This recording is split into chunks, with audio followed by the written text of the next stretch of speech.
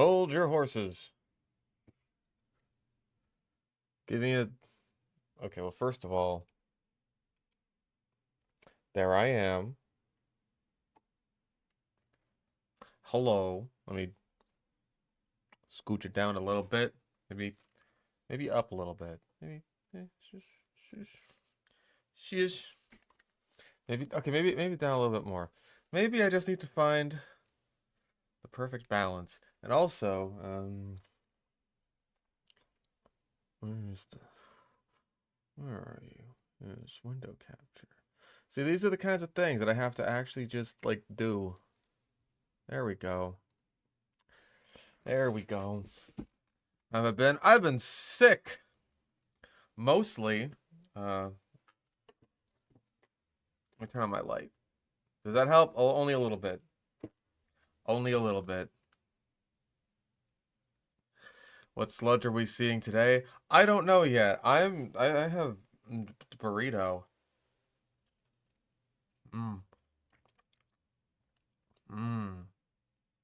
Burrito. Yeah, I've been sick. Sick of all this sludge. Yeesh. Am I right?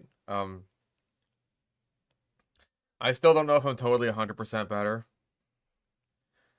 Again, this is another sort of test stream. See if I'm ready to get back into the swing of things.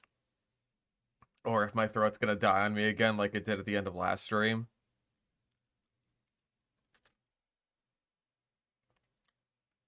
Which, like, I wasn't even yelling or anything. I will be yelling. 100% I'll be yelling. I probably should get something to drink, just on the off chance. So I'll be doing that. Ugh. Gonna go drink a rooney.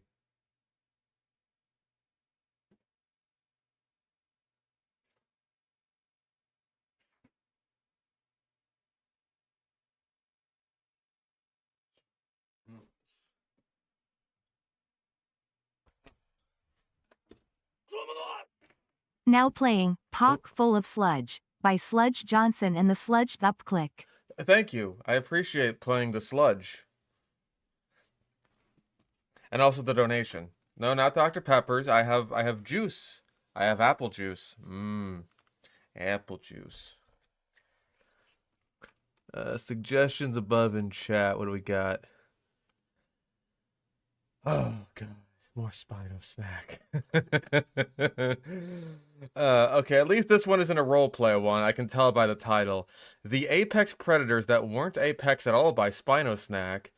And 15 Animals That May Still Be Alive by Factsopedia. Oh, Lord Almighty. Also, the Ghoul uploaded again today. A mere 10 hours ago. But, like, I hovered over this, right? It's the same room. It's the same room as the other 2 times, man. It's the same. This weekend started with uni graduation, ended with sludge. Would not have it any other way. I'm glad. I'm glad that this is to your liking. Apex Predators that weren't Apex at all. What? Okay, this guy is just like a fucking... Wait. Does Spino Snack have, like, rip-offs? Are you... This is the exact same. It's just, like, the editing is slightly different. Hold on. I have to see this. I have got to see this. Okay, so we're definitely watching this one. Uh-huh. The year is 1924. Uh-huh.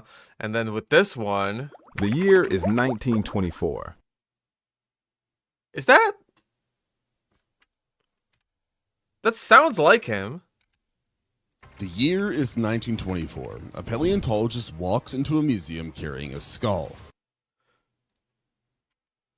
The year is 1924. A paleontologist walks into a museum carrying a skull.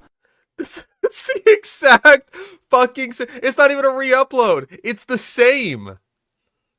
Dislikes disabled by owner. I wonder why. This has 7 views. You have 24,000 subscribers. Who are you? Okay, all of your views are from shorts. Of course. Of course they are. Of course they are. What is this? What are you?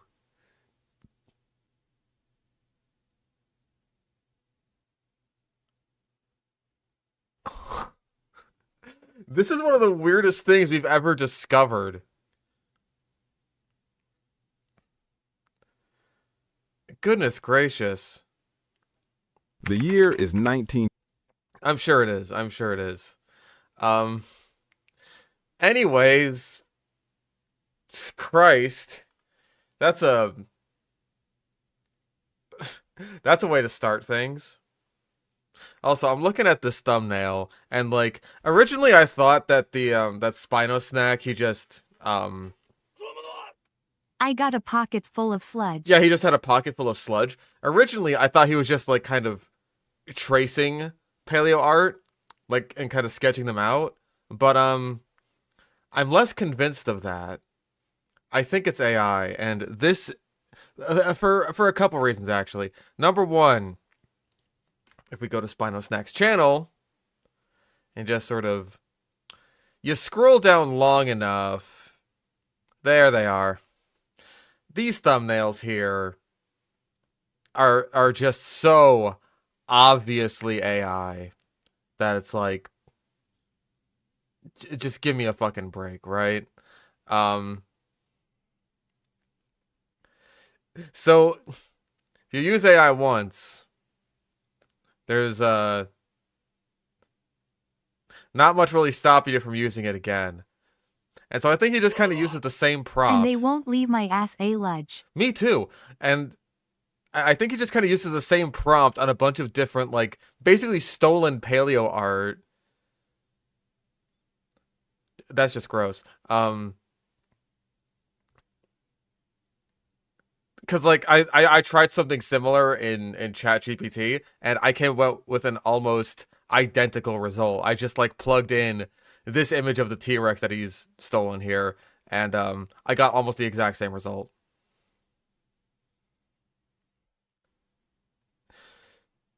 And I realized after, like, scrolling down far enough that this video, sea dinosaurs you have 0 chance of surviving, we almost reacted to this one. We almost reacted to this one, like, ages ago. Like, I want to say as it came out. AI usage poisons your channel. I agree.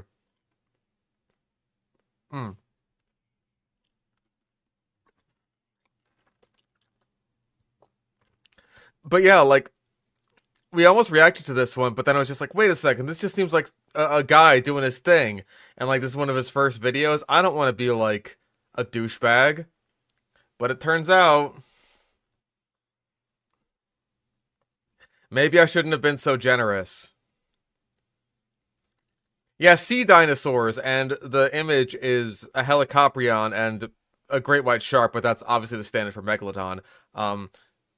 And that's why I clicked on it, because just like, oh, sea dinosaurs and they're fish? Like, oh, dude, this guy's a fucking idiot. This will be hilarious.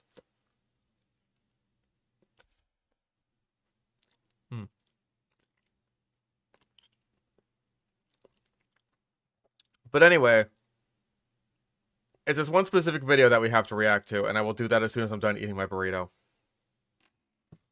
Ah.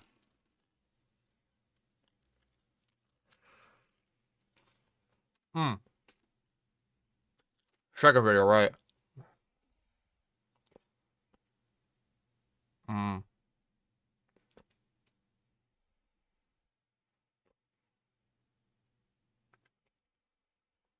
What was the other one?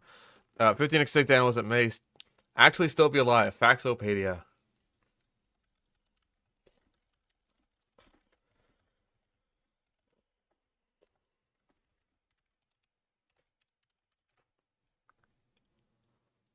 Okay. That looks like a stuffed animal. So that's a good start. We're off to a good start here. Is the Feathered Friend still doing lists? I don't know. What are you up to lately, the Feathered Friend? While we're just sitting here eating a burrito.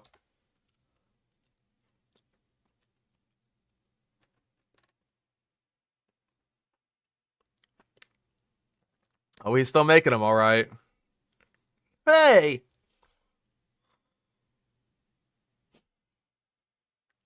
Gross. Oh, extinct animals caught alive on camera, of course. Of course. Gross. Gross. A lot of these are just kind of gross and weird.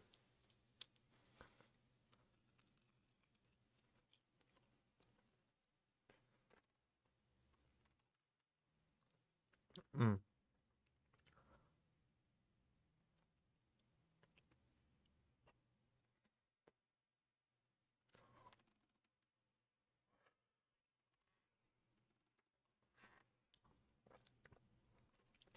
Yeah, the caught on camera one's probably a compilation video of like a couple of other ones. I mean, hell, he uploaded the exact same Megalodon video twice. So what's stopping this from being just like another one of his older videos? Hmm.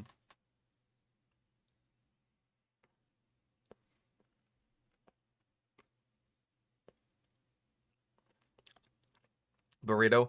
Chicken and cheddar. It's pretty good. I think 3 minutes is a little too long though. It gets like a little too crusty on the outside.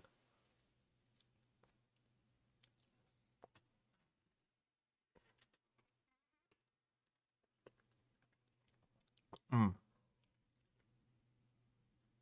Mm.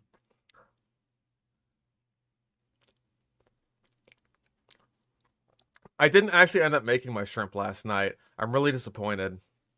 Just because, like, I passed out at around, I want to say, 7 or 8-ish. And then I woke up at around, I don't know, 2 in the morning, maybe. And I was up for a couple more hours, and I just crashed again after that.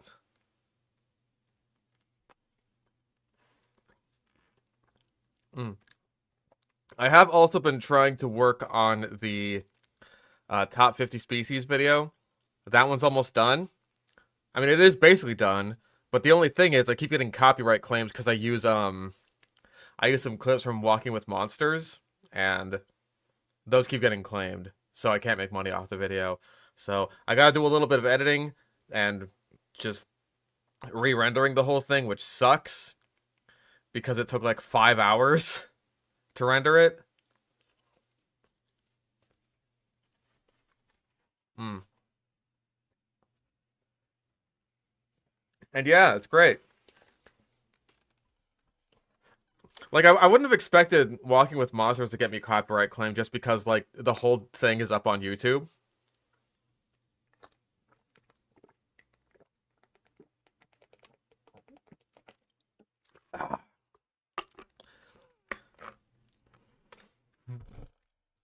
But,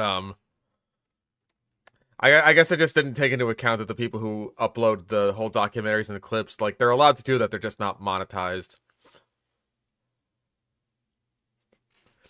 Yeah, I drink my apple juice straight out of the jug. I'm a bachelor. What are you gonna do about it? Ah. No, it's like BBC Studios. They're claiming it. So, it is what it is. They'll just have to, like, splice in a few more clips in there to, trip up the copyright censors. Like, there's some clips where I just, like, kind of leave it rolling for a while.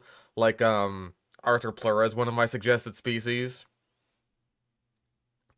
And I just have, like, a whole completely unbroken, like, minute or so talking about Arthur Pleura. So, yeah, there's, like, a little bit of burrito stuck in my teeth. That's really annoying. Anyway, let's begin, shall we? The apex predators that weren't apex at all. Oh, goody. Can't wait to see how this goes. The year is 1924. A paleontologist walks into a museum carrying a skull. But not just any skull. A skull the size of a small coffee table. Okay, with so teeth that's that could bite Andrewsarchus. through a small tree, attached to what scientists would soon call the largest land predator that ever lived. Bigger. Okay. Also, hold on. What are you about to say? than a polar bear, bigger Okay. I was gonna say, if he's gonna say bigger than a T-Rex, listen, Andrewsarchus is the largest mammalian predator. Okay? Not land predator. Just stop, please. than a lion and bigger than anything with teeth that wasn't actively trying to be a dinosaur. They named Then why... okay. Why would you specify land predator if you're just discounting all the dinosaurs? Do dinosaurs not count? For some reason? it Andrewsarchus, which sounds terrifying because it was supposed to be terrifying.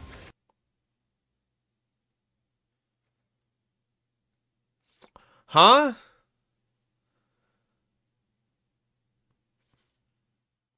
Meaningless. Yeah, meaningless. Andrewsarchus sounds terrifying because it's supposed to be. No, it sounds like. It sounds like it's named after Roy Chapman Andrews. Because it is. So, I don't know where you got that from, but whatever. Except, here's the thing. That skull, that is all that they've ever found. Just the skull. No body, no legs, no idea what this thing actually looked like when it was alive. But Well, there's some idea. Now that I have the Texas rap references out of my system, I should mention that ARH has been bullied into adopting a terrible new art style. Oh, dear God. Well, we have to find out.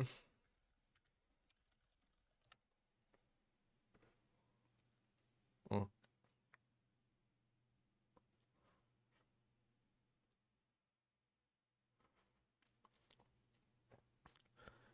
Is it this weird drawing shit? Oh my God. Oh, it looks like crap.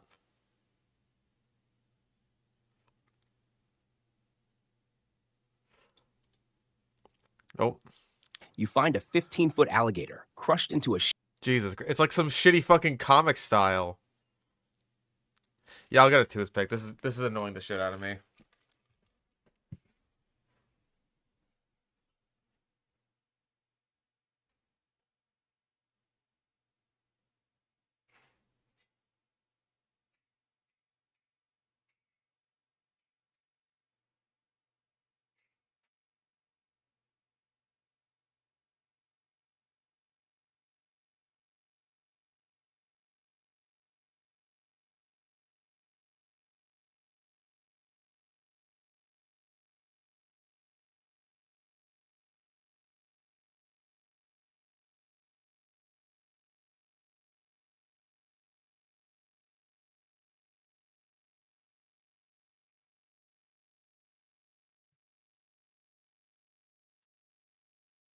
Fucking finally. God, that was irritating. Toothpick changes everything. What you got here for us, Mr. Spino Snack, see? But that didn't stop anyone from deciding it was basically a wolf the size of a minivan. Turns out it was Right, okay, so back to this. I'll put the toothpick away. We do have an idea of what Andrewsarchus looked like. It was closely related to an entelodont, so it probably would have been kind of like a big pig-ish, hippo-ish thing. I want to say that the more wolf-like look was when it was thought to be a mesonychid. And yeah, like Shaker pointed out, Andrewsarchus was smaller than things that weren't dinosaurs, including Pseudosuchians, like Fasolosuchus, which was absolutely fucking enormous. probably closer to a really angry pig. And that is just the start, because the deeper you dig into prehistoric apex predators, the more you realize that a lot of what we've been told about these so-called monsters is, to put it scientifically, complete bullshit. These are apex predators that are actually frauds, ones that you've been lied to about on how scary they are. So let's start. Like how scary Andrewsarchus is. Like just the name Andrewsarchus, I guess? Or Like, let's see where the fuck he's going with this, right? Let's see where he's going with this. With what happened after they found that skull, because the story somehow That is a Gorgonopsid skull. Unrelated animal. gets dumber. That 1924 discovery is still the Gorgonopsid. only Andrewsarchus anyone's ever found. And when I say only, I mean they have the skull and basically nothing else. Yeah, this is still a Gorgonopsid skull. And he's right about that, but like that is super... That's not especially uncommon. There are loads of examples of prehistoric species that only have one specimen of them. And usually they're not even very good specimens. There's the one that I always go to, the Rapator, right?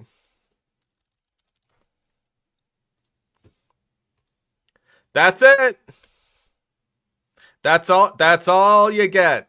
That is the one bone of Rapator that we know exists. That's it. Another one is Stomatosuchus. Really big, weird croc dude, long boy, long, thin, flat head. One specimen, one big ass skull that was destroyed in World War II. That's all we had. Not even have anymore. Had. It's gone now.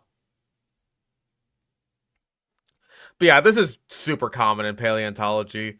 So, like, I don't know. Just making it seem like Andrewsarchus is unique for this when it is very, very common.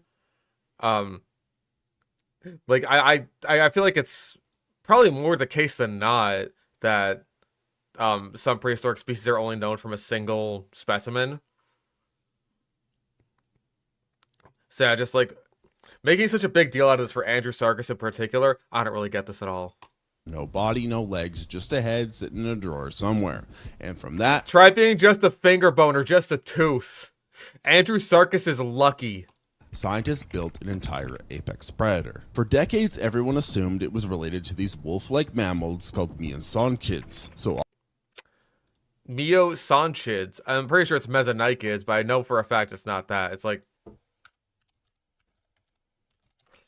Yeah, Mesonychid. Miosonchid. Yeah, that is not correct. Even a little bit. Even a little tiny bit. Miosonchid. Goodness gracious. obviously, it must have looked like a giant wolf with hooves. Walking... Okay, like, you say, oh, it's part of this group called Miosonchids, Mesonychids, right? You say that, and so, therefore, it must have looked like a giant wolf with hooves, without really explaining what a Mesonychid is in the first place. Now, me personally, I'm not an expert on Mesonychids. These are like the sort of bear dogs, right? Quote unquote. No, that's a different thing. Oh fuck, what are the bear dogs then? But again, I'm not an expert on these guys. Right? They're very strange. Right, Amphicyonids, of course. But yeah, I don't know much about these guys. I can't be much help there. So, like, you drawing those connections there is just like, for someone who doesn't know much about that, is like, where'd you pull that out of? Let's continue. with beasts ran with this and showed it as a lone hunter stalking prey across Eocene floodplains, taking down whatever it wanted because it had the biggest skull. Great visuals, but terrible science on that one. Then in 2023, someone actually ran a proper analysis and found out Andrewsarchus wasn't related to wolves at all. It was related to entelodonts. Okay, well, wolves aren't... I don't know much about Mesonychids, but I know that they're not very closely related to wolves. They are artiodactyls, I believe. So they do still have hooves. These are still like hooved animals, and they would be very closely related to entelodonts as far as I'm aware. Fucking hell, dude. Cause like,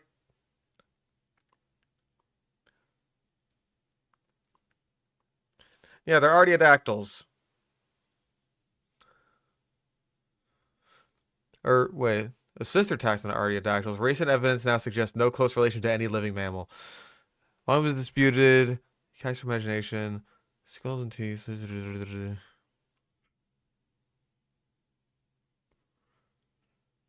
Either sister group to whales or artiodactyls, close relatives rather than direct ancestors.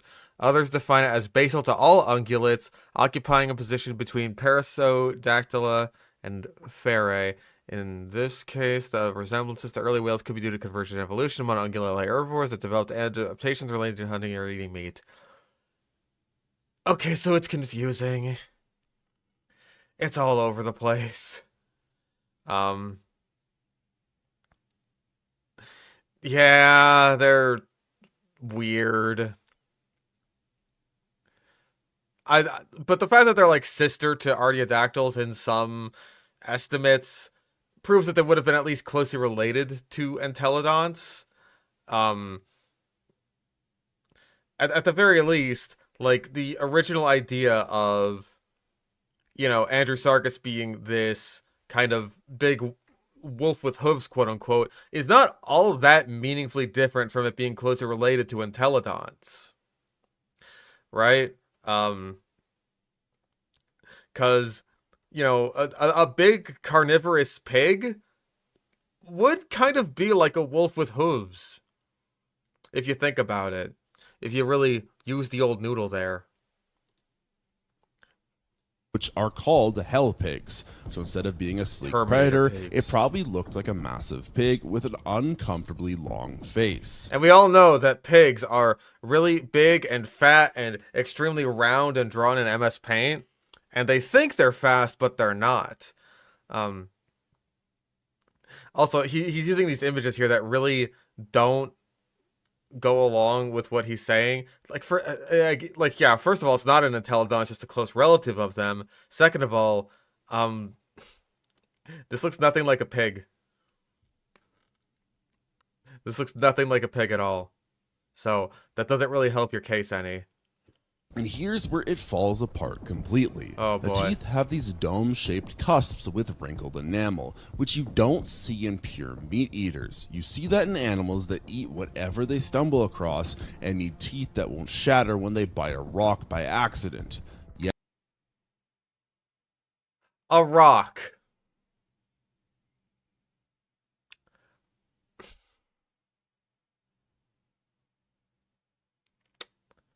A rock.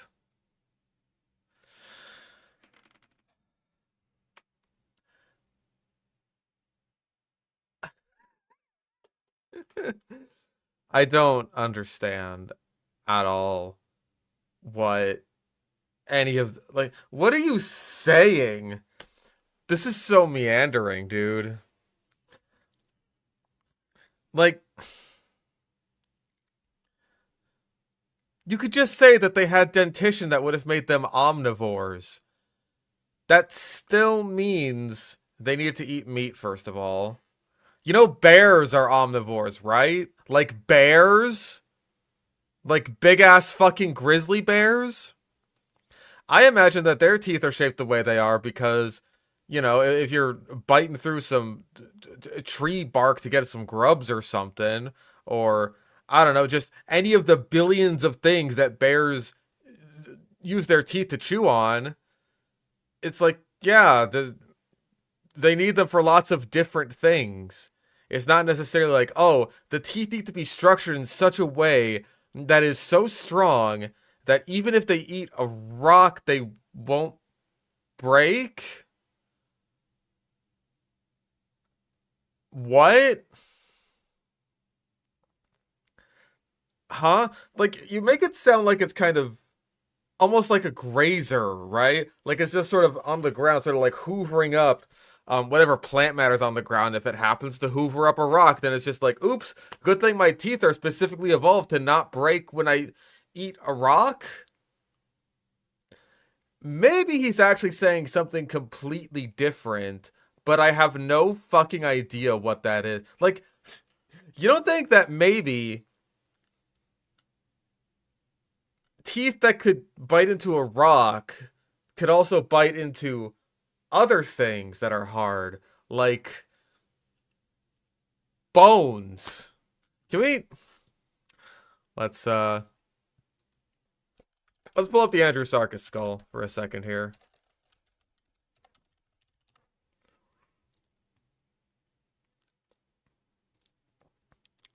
Okay, so, you know, we got some,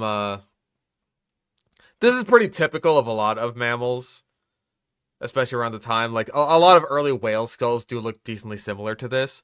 You got sort of like the front puncturing teeth and the back sort of like almost chewing teeth, right? This is very typical. What do we have for a hyena skull? Not too dissimilar. Not too dissimilar. Again, you got like the sort of front puncturing teeth and the back chewing teeth. And hyenas, like, I'd say that's pretty damn... It's almost like an elongated hyena in terms of like... in terms of the teeth. So yeah, I would imagine that Andrewsarchus would be pretty damn good at crunching bones. Not accidentally eating rocks. These could very easily be bone-crushing teeth. Yes, this thing ate rocks. The skull... Yes, this thing ate rocks. You could say that about so many fucking animals in prehistory.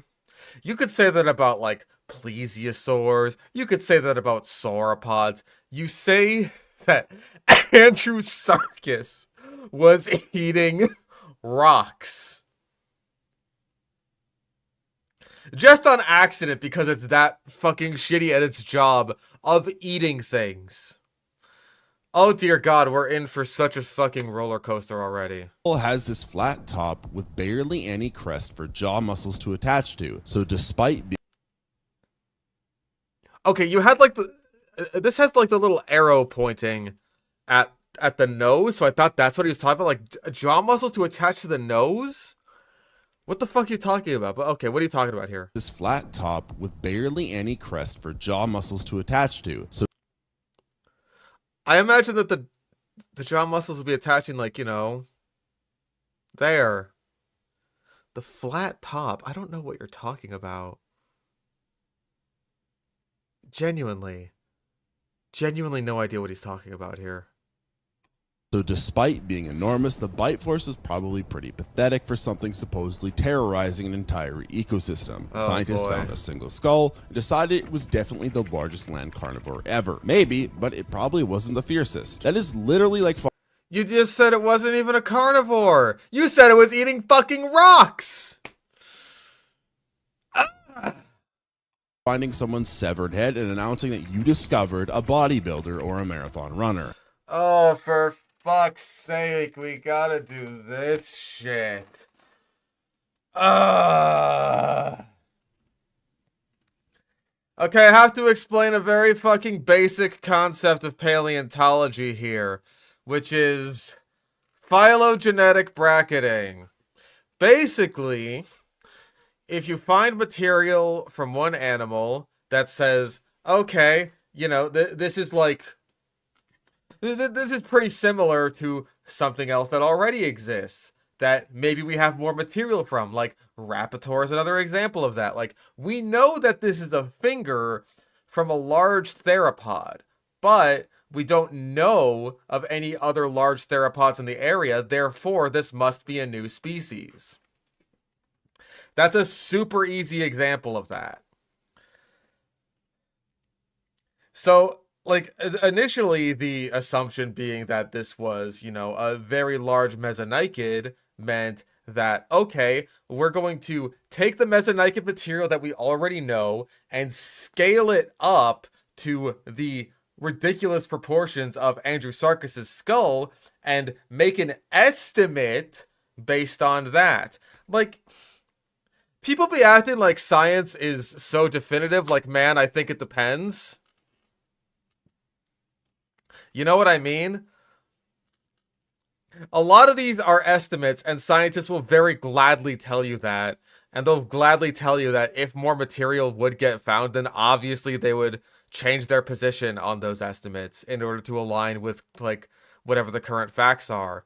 I'm sure that Andrewsarchus's size and mass estimates changed when it was discovered that it was more closely related to entelodonts than it was to mesonychids. But... good gravy, this is already really fucking bad.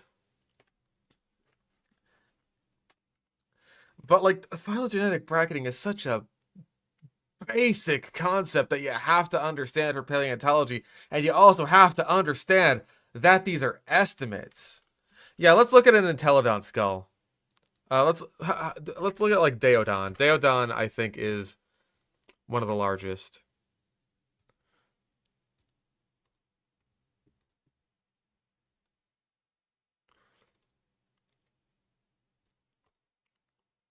Okay. So obviously these do look pretty different. Superficially they're kind of similar, but Daeodon has like these big, I want to say these are like jugal bones. Just kind of like jutting out there. I'm not entirely sure what the function of those would have been, if they were like jaw muscle attachment points, or maybe for display, or just like kind of what warthogs have, where they've got like their own kind of weird bones sticking out of their face.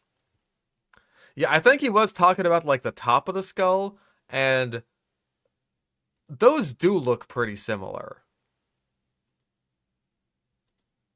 So again, I really have no idea what the fuck he's talking about there. And again, Daeodon would have been a monstrous animal. Like, do we have anything about its diet? Omnivorous like all other entelodons, nuts, roots, and vines, as well as meat and bones. And bones! Wow, and bones! So Daeodon is eating bones just fine. Look how fucking big this thing is. That would absolutely eat you. Oh my goodness. So yeah. Was it eating rocks though? That's a good question. Nothing on eating rocks. Darn.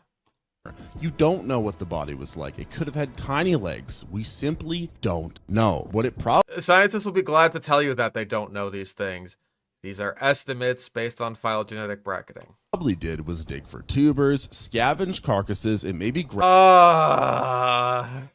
this enormous fucking animal was digging around for roots and tubers and scavenging just to get by. You're saying it was probably that. You just fucking said we don't know what this thing was like, which is fair enough, right? But then you go saying that it must have been a fucking shitter. It must have been digging around for roots. It must have been scavenging. It must have been doing this stuff because my headcanon is that it had really short, stubby legs and wasn't going to be good for anything. Yeah, these scientists don't know shit, but I definitely know. People be saying shit so definitively, like, man, I think it depends. grab something if it wandered too close, but mostly it was just a big opportunistic pig eating leftovers. And do you know what fucking pigs are have you seen feral hogs? Have you seen feral hogs? They are monstrous animals, okay? When you are a giant pig and you eat anything that comes into your path, especially when you're, you know, this big of a pig, or larger in the case of Andrewsarchus, which again, it wasn't because it wasn't even an entelodont. Yeah, this guy just has like a hate boner for pigs.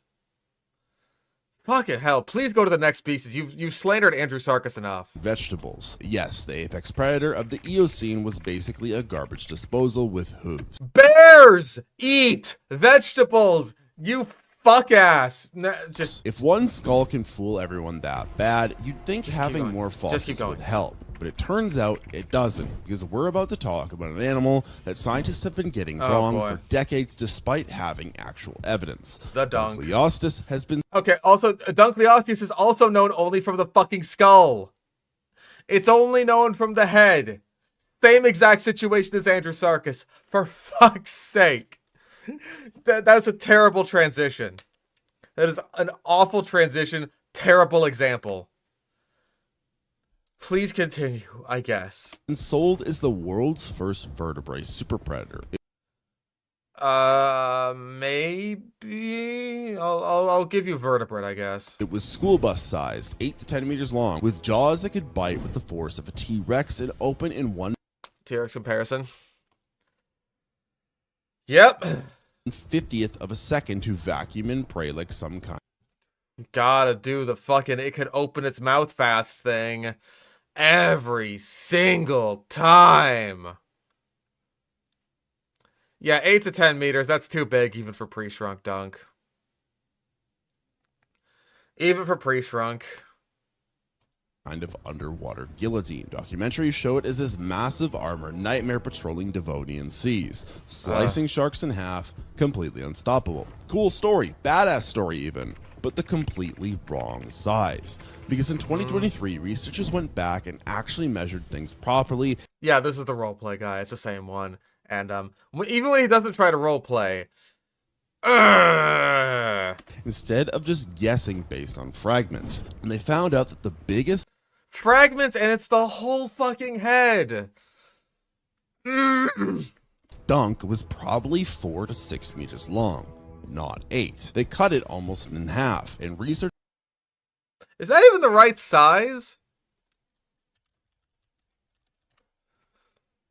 Hold the fuck up. Like we obviously knew this was gonna go for the dunk shrunkening. 1, 2, 3. Even 6 meters is too much. Like the estimate here is saying like 4 meters. You bump that up to 6. That is crazy. What's like the longest one that it's ever been? Like 1, 2, 3, 4, 5, 6, 7, 8, 9, 10. Okay, 10 meters. That is actually about like the longest estimate of pre-shrunk dunk. That's as long as it ever got.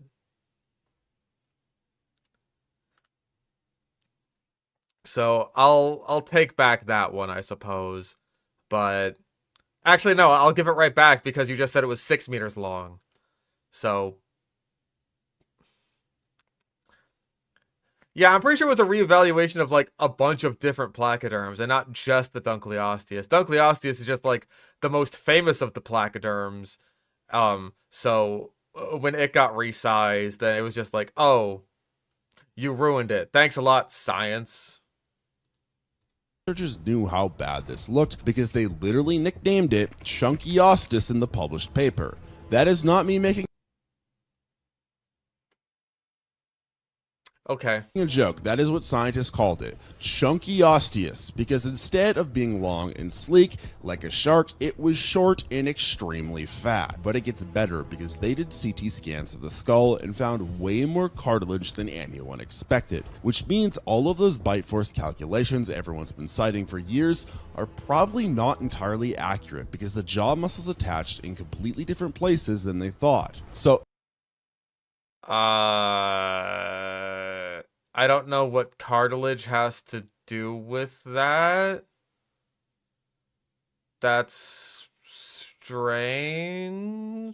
Also, I have no idea if any of that is even true. It's just like... Okay, here we go. Engelman et al. Also suggested that the skull of Dunkleosteus was composed of more cartilage than previously assumed, including most major jaw connections and muscle attachment sites, which would have allowed it to widely open its jaws with a gape angle of at least 65 to 70 degrees, and that the previous bite force estimates may require re-examination based on this anatomical revision. Okay, so that is at least based on something, not nothing. It is saying that it still had a ridiculously wide gape, though, which, like, I think is important. It doesn't even come to a conclusion on this. It's just like, yeah, the previous estimates may require re-examination. So that's about as paleontological as you can get. It's just like, yeah, this might be wrong. We'll figure it out. the engineering was completely different than what we originally found, so the numbers need to be recalculated. Also, it wasn't a suction feeder like people claimed because it couldn't seal its mouth properly. Water. I don't think that matters. I really don't. Arizona donated $5. Hey Fish, did you know that there was a sports car called the TVR Tuscan that had the same ecological niche as a tarantula? It had a curvy body with many eyes, disliked humans, came in many colors, and just like a tarantula, it's...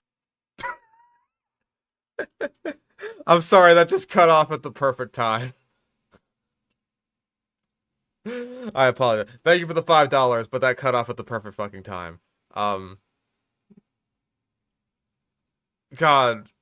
Yeah, it not being a suction feeder, I don't think matters even a little bit.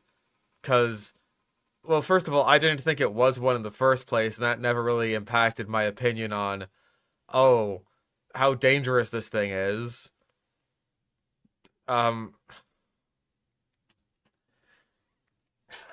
Fucking hell. Let's just keep going. Would just escape. It was a ram feeder most likely, meaning it had to lunge and bite and hope it grabbed something, because if it missed, well, turning around in all of that armor probably took a minute. Yes, the first super predator was 4 to 6 meters of chonk that probably couldn't chase anything. Now, well then how did it fucking eat? Okay? No. Oh, I just came to the conclusion. Please tell me I'm wrong, and he's not going to say that Dunkleosteus survived exclusively by eating other Dunkleosteus because they were so fucking bad at surviving that the only thing they could eat was other shitters like other Dunkleosteus. Please tell me I am not AI Dino Sludge Nostradamus in this instance. if you're sitting there thinking, wow, I didn't know this about my favorite dinosaurs and creatures, then you would probably like the other content I post on my channel. So you should do me a favor and hit the like button. No, that's not what I was thinking at all. I'm thinking, how did this thing eat? How did it eat? Please, tell me.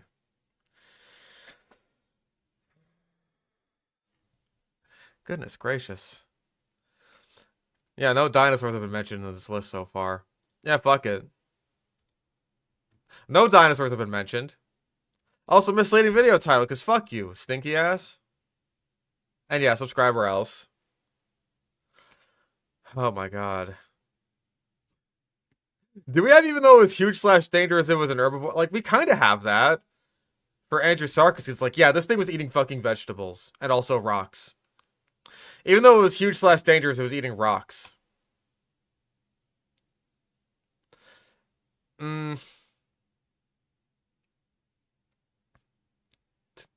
Also, yeah, well, it was eating rocks. Incorrect. Eating rocks.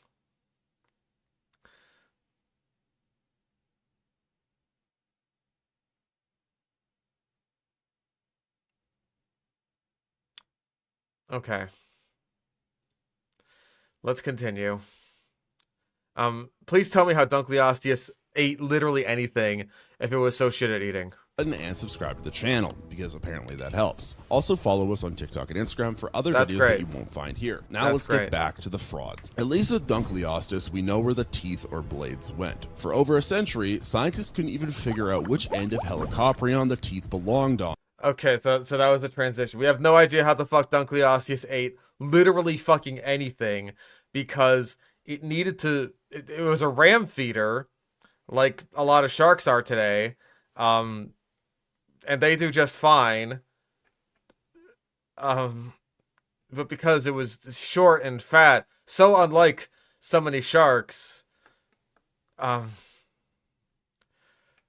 my lord, this is so awful.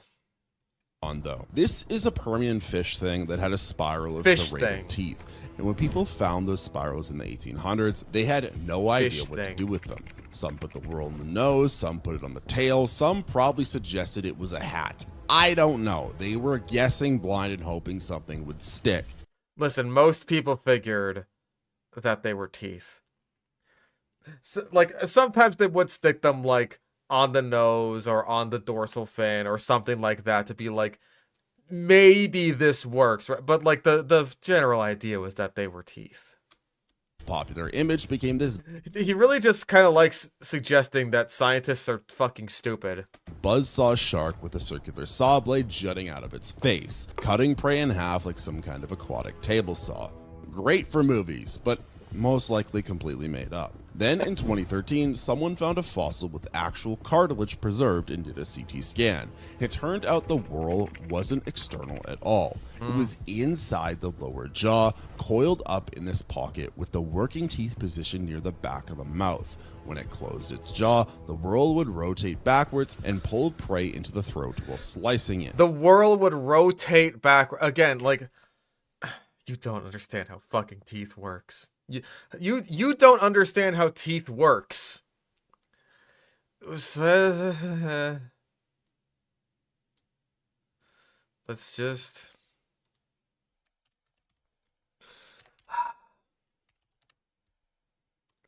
can we look at some not AI generated shark jaws, please? Because here we go. Here's a good example. Okay. So you see how the teeth kind of rotate backwards into the mouth. Can we get like a zoom in on this, please? You see that? How they kind of like fold in like that as like the teeth in the back start to grow in the back over here, and then they're pushed up towards the front. It's the same damn thing. When a shark bites something, all of these teeth that are in the back aren't going like whoosh, whoosh, whoosh, whoosh, whoosh, whoosh, whoosh, whoosh, and like basically just shredding everything that goes into its mouth. It's just that when, oh my fucking god, sharks lose their teeth all the fucking time. So their teeth grow in from the back and get pushed up towards the front. It's the same thing with Helicoprion. Helicoprion just had basically one row of these as opposed to like 100. God, it's not that difficult to understand. I don't know why no one gets this right. It had no upper teeth either, just a smooth, hard palate, so it worked like a rolling knife against a cutting board. And here's the thing, the teeth show basically no wear, which means this animal wasn't. Arizona donated $5. I don't have any issues with tarantulas for the record. I just remember you mentioning old world tarantulas are heinous. Also I see that bass fishing slop tab open, and I weep, for I know I will see pain. Listen, I was just looking him up before the stream started to see if he uploaded today, which he did. It's all axolotls, which is painful. We'll see if we talk about him. Yeah, I imagine that the teeth inside the mouth would probably, like, inside the whorl here, I imagine they wouldn't have shown wear because, like, these teeth down here especially weren't exposed yet. Like, these teeth up here were probably exposed. Not like most of these. These would have been covered by the jaw. Because again, like the small teeth in the middle, they start growing and spiraling out so that they can replace teeth up here. Please continue. Biting into anything hard. It was eating soft stuff like squid or soft fish. It was a calamari specialist swimming around the Permian being extremely picky about its food. Also, So the largest macro predator alive today is a calamari specialist. I hope you know this, right? Lots of big stuff likes eating squids. Sperm whales really like eating squids. Pilot whales like eating squids. Pliosaurs liked eating squids. These guys are still like pretty much apex predators. I want to say sperm whales and pilot whales are some of the only guys that orcas are just kind of iffy on fucking with. It's just so... Not to mention, what should it have been hunting? Because this was the Permian. There wasn't much else for it to hunt. You know what I mean? Like, it being really fucking big and living in the oceans was enough by Permian standards. Wasn't even really a shark. It was more closely related to ratfish, which are those weird deep sea chimeras. So its body. Those weird deep sea chimeras. Wow.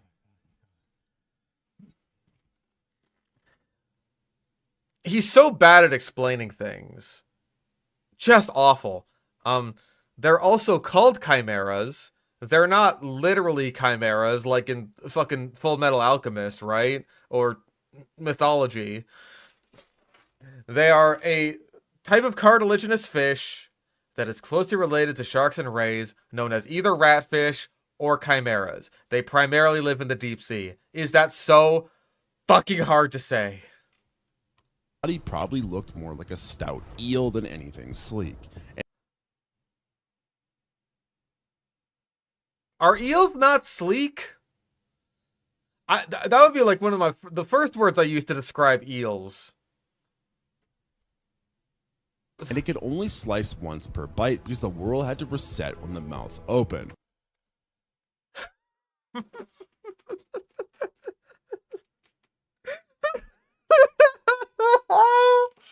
The world had a fucking cool down.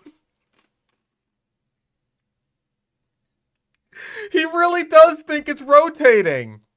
He thinks it's rotating like a buzzsaw and it has a fucking cooldown. That's incredible. Oh my lord. Is that a fucking arc thing? Is it? Yeah, you gotta like smack it like Fonzie with the jukebox in order to get the buzzsaw going again. That's incredible. That is absolutely fucking fantastic. For 100 years, the buzzsaw shark was a complete fabrication. The real animal was likely a soft prey specialist with an inside mouth knife that probably couldn't handle anything tougher than a jellyfish. I know.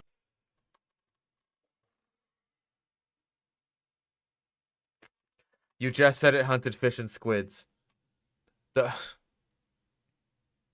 Those are tougher than jellyfish. I hope you know. Tier Zoo ass ability. Helicoprion needs a buff. For real, they need to buff the cooldown on the Helicoprion buzzsaw. Is there like a yeah.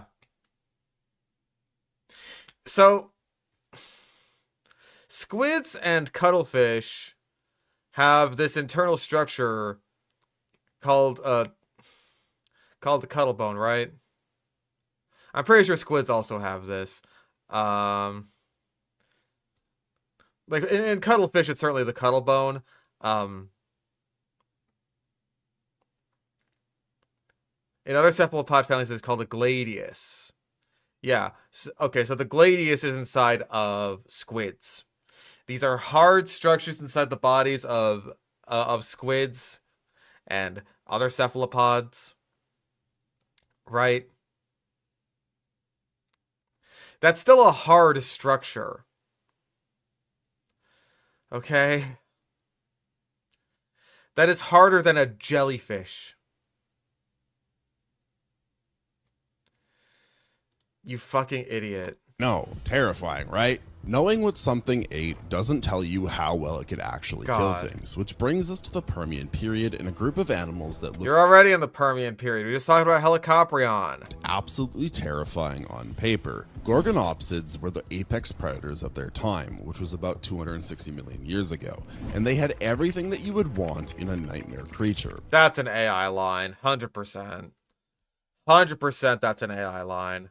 They were 11 feet long, built heavy, with saber teeth over a foot long sticking out of their faces. They dominated parts of Russia. Also, yeah, entire clay is one entry. You are correct. That's a bingo! And South Africa for millions of years, and when paleontologists found them, they basically went, yeah, these were the saber-toothed cats before saber-toothed cats existed. I mean, kind of, yeah, they evolved the first saber teeth. That was a big deal. They were indeed saber-toothed animals. Where are you going with this? Top of the food chain, nothing could touch them. But then in 2020, someone actually analyzed the skull properly and What skull? You're talking about an entire clade of animals. measured where the jaw muscles attach, and they found something incredible. Oh, The bite boy. force of the largest species, the one with the 60-centimeter skull, came out to about 700 newtons, which is the same bite force as a medium dog. Yes, an 11-foot apex predator weighing over 1,000. I've never heard of this study before. People put way too much emphasis on bite force. I'm just gonna fucking say it. They put way too much emphasis on bite force, and I blame it all on T-Rex. Like, does this have to do with Innistrad? I'm assuming it does. Because he's saying the one with the 60-centimeter long skull. Yeah, there we go. Bite force. Swiss paleontologist findings detail that despite morphological convergence among saber-tooth predators, there is a range of methods of possible killing techniques. The similarly sized Rubidia is capable of producing a bite force of 750 newtons. Although lacking the necessary jaw strength to crush bone, the analysis found that even the most massive Gorgonopsians possessed a more powerful bite than other saber-tooth predators. The study also indicated that the jaw of Innistrad was capable of a massive gape, perhaps enabling it to deliver a lethal bite, and in a fashion similar to the hypothesized killing technique of Smilodon. They also noted, due to their effective jaw gape being below 60 degrees, suggest their jaws were better built for inflicting damages on smaller or similar sized prey. So this is saying that the bite force of Gorgonopsids was stronger than other saber-tooth predators, including Smilodon. So Smilodon better be on this fucking list, or else you're in trouble. But of course it's going to be on the list because he's going to say the shit about how Smilodon's fangs are too weak and they would have broken or something. Or maybe he'll say that about Gorgonopsids, who knows? Pounds had the bite strength of a grumpy golden retriever, and They had the bite strength of stronger than Smilodon. this was not an error. This was just how the skull worked, because those massive saber teeth took up so much space there wasn't room for proper jaw muscles. Okay, so you see how the teeth, they're up here, and the jaw muscles, they're back here. I hope you understand that, right? Do you? Also, this thing still had a very wide gape, which is kind of a similar situation to Allosaurus, which is to say, like, it didn't have the strongest bite force, but it had, like, you know, decently long teeth and a super wide gape. So maybe they were engaging in similar predatory tactics. Who's to say? So the whole strategy had to be built around very carefully, very precise stabbing bites to soft tissue while avoiding bone completely, because if they bit wrong, the teeth could snap off. I fucking knew it. I am Nostradamus. God damn it. It's like the old Smilodon shit of the saber teeth are simply too fragile, and if they bit into anything, they would just shatter into a million pieces. I've never understood this hypothesis at all. Just at all. Because, like, I feel like the saber teeth would have to be so fucking good at killing stuff in this exact precise way in order to justify the fact that, like, they are so fragile and so potentially prone to breaking, right? I gotta wonder, like, if this was actually the case, we have so many Smilodon fossils.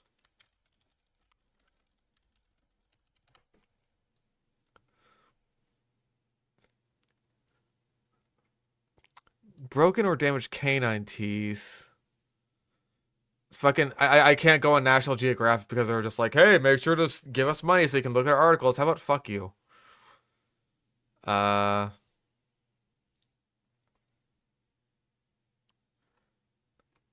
seeing like one article about this, and then the the AI shit, which I don't trust.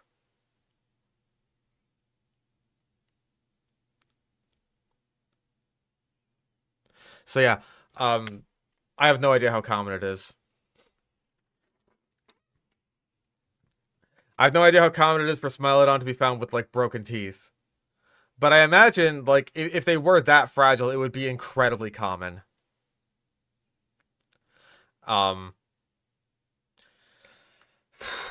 Christ on a stick. This is rough.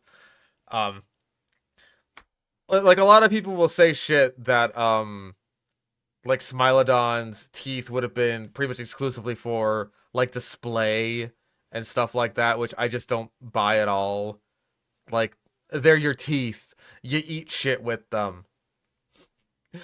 Why would you make eating harder for yourself?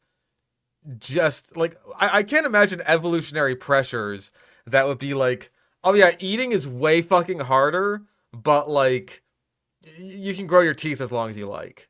That just seems insane to me. I guess there's like Babarusa pigs, sort of, but that doesn't make eating more difficult for them. That's just like a very stupid looking display structure that can very, very rarely kill them. The Babarusa is the only thing I can possibly think of, but even then, that's not really analogous. I don't think it like prevents them from eating. And even then, once again, like that's just on the males. That is only on the male pigs. As far as I'm aware, there's no evidence to suggest that Smilodon would have been sexually dimorphic in the fact that like they have like only the males, for instance, have the super long teeth. If that was the case, then it's like maybe that's fair enough. Maybe you could even say that they had like almost a structure similar to modern day lions, where like, you know, the males have the big poofy manes and the females do most of the hunting. Something like that. And so that way when the male does eat, it's just like, oh, hey, I don't have to worry about breaking my teeth because this shit's already dead. That's all I can think of for that to be the case.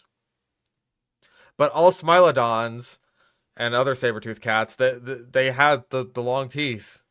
So I don't think it was a display feature, otherwise it would probably be like a sexually dimorphic trait. So no idea.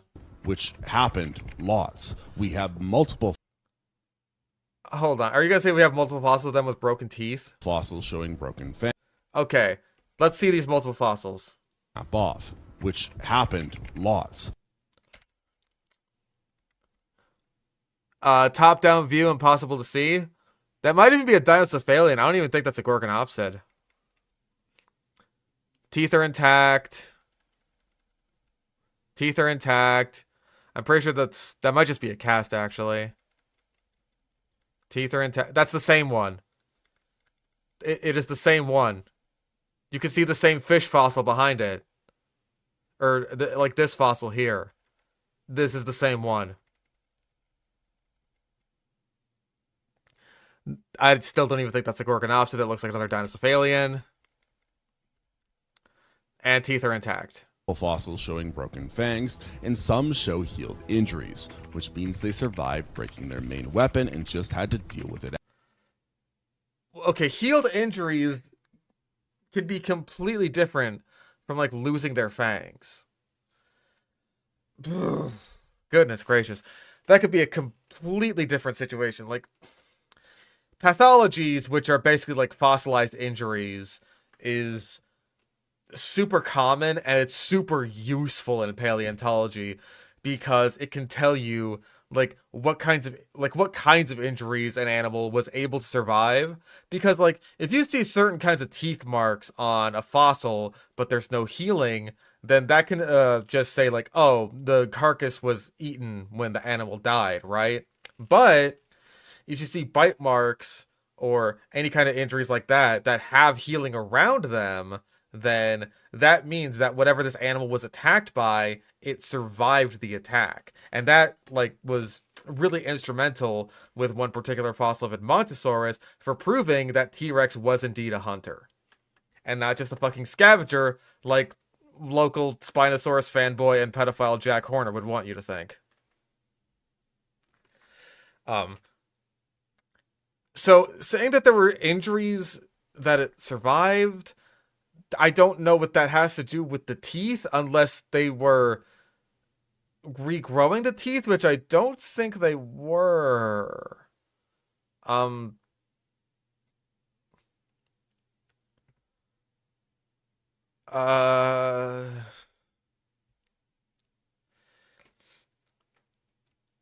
So yeah, I have no idea what the fuck the conflation is here. Afterwards, they also weren't built for chasing anything because the gait was semi-upright at best. It was more of an ambush specialist. Semi-upright at best? Huh? I'm pretty sure Gorgonopsids held their legs underneath their bodies just fine. That could do a short sprint and then had to hope it grabbed something because extended pursuit was not happening. Yes, so the Permian's top predator had to hunt like someone trying very hard not to break their own face.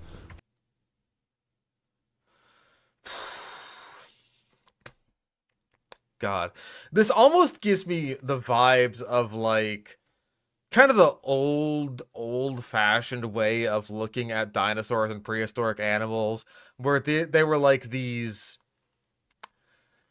kind of beasts of antiquity, where their downfall was essentially a foregone conclusion because they were so primitive and just kind of awful at everything. This video gives me serious vibes of that. Yeah, and he's saying that ambush specialists suck. Have you heard of leopards? Have you heard of these little things called crocodiles? Also, like, I feel like most predators in general are ambush predators. Being a pursuit predator is, I want to say, decently rare. Just because, like, it takes a lot of energy, a lot of hunts fail, so it's like, it's better to ambush something and expend less energy, burn less calories, get the same meal. That just makes more sense. Goodness gracious. Fragile teeth are one problem, but at least Gorgonopsids could see what they were trying to stab. Some predators had a harder time with that. Thylacosmilus.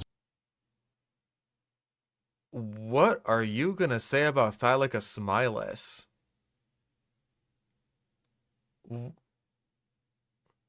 What, that it couldn't see? Is that just because it's got, like, tiny eyes?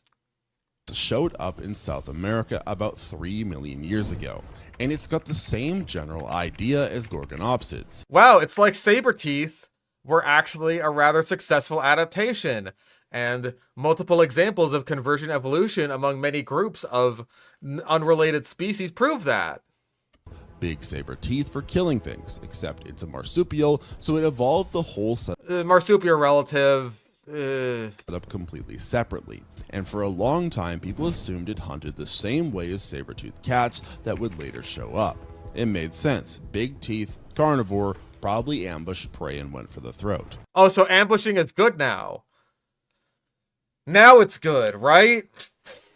Except someone did a CT scan in 2023 and found out its eyes were positioned on the sides of its head, not forward facing. Oh, Christ.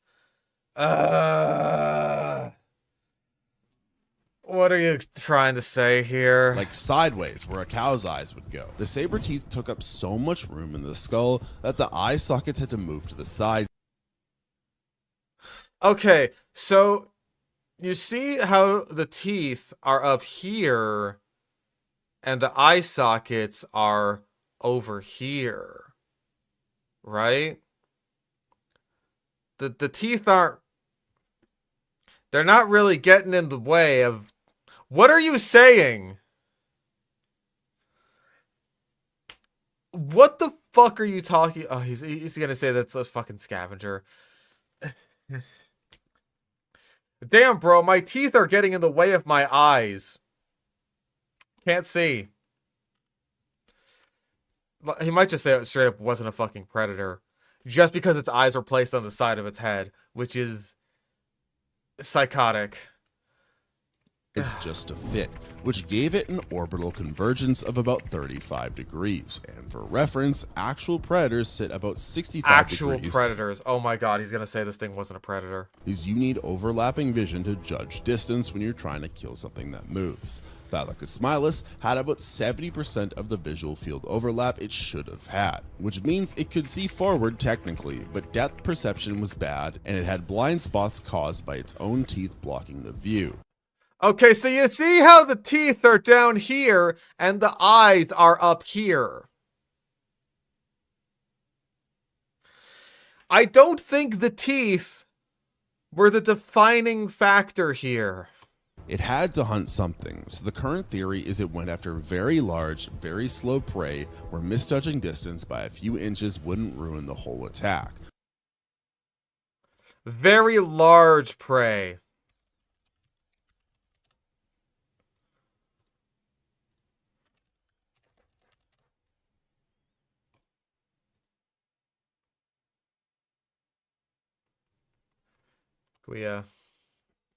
How large?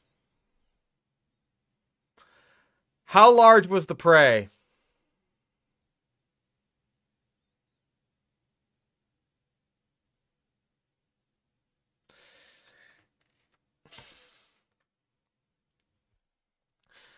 I'm just so... Can we look at its diet? Preyed upon grazers such as noto ungulates. Seems to coincide with the expansion of vast grasslands. Found within the locality that it hunted prey in open landscapes, preying on large mammals with the lowest 013C values, which likely included small, medium-sized noto ungulates, leptopterns, and large rodents. Dental microware revealed Thylacosmilus ate primarily soft tissues, no bones in their diet, similar to cheetahs.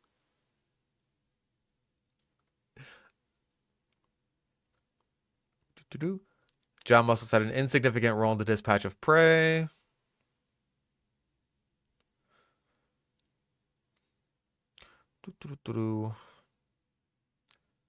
Bite gave us 74 degrees.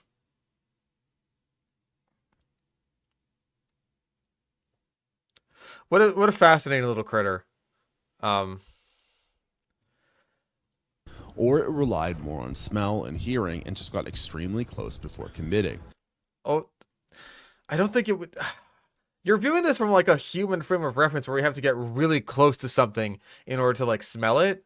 If its sense of smell or hearing was really good, then, like, again, assuming this is a problem, which I have no idea if it is, then I imagine it would be fine just doing that from a distance. And the teeth never stopped growing, which suggests it didn't bite bone much because that would wear them down.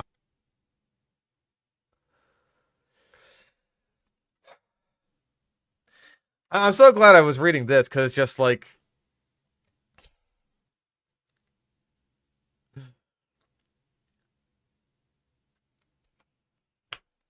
I feel like you came to a completely different conclusion. Like, you came to the same conclusion based on completely different factors there. Like, the dental microware revealed Thylacosmilus ate primarily soft tissues with no bones in their diet, similar to cheetahs. Okay.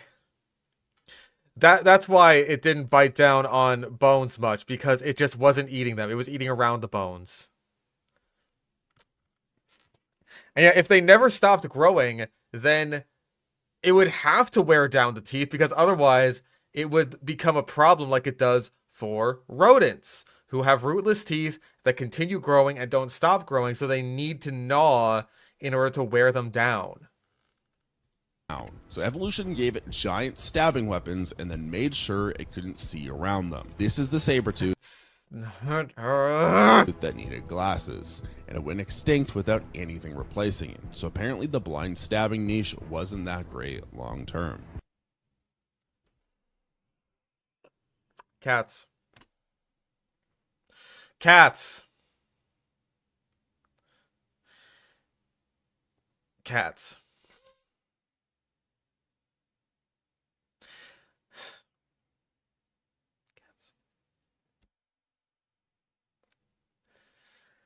Cats came after Thylacosmilus went extinct.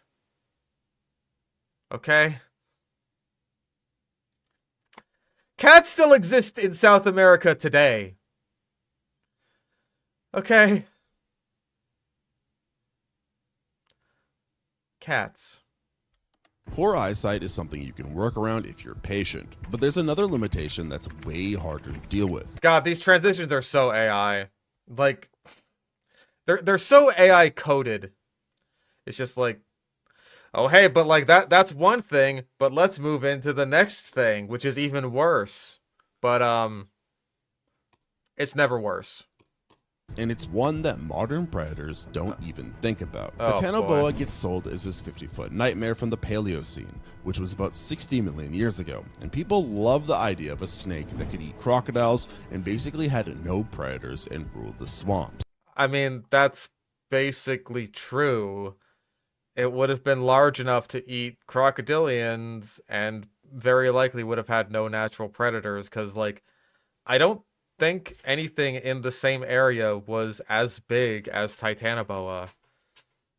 How are you going to slander this thing? And it was genuinely huge, 42 to 45 feet huge. It was absolutely the largest snake ever found. But here's the thing nobody mentions. Oh boy. It could only exist if the temperature was perfect. Snakes. This is something that most modern predators don't even think about.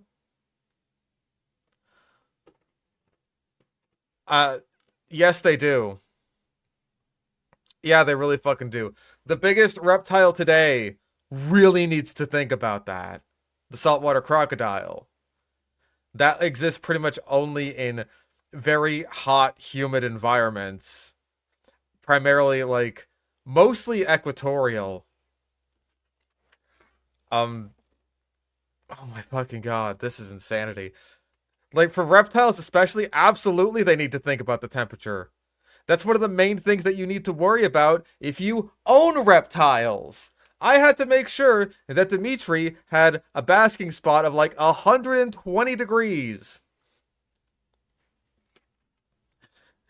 If you own reptiles, you need to know about their temperature gradients. You need to know about their humidity gradients. That is absolutely a factor that most reptiles need to have seriously considered. For fuck's sake. That's just stupid.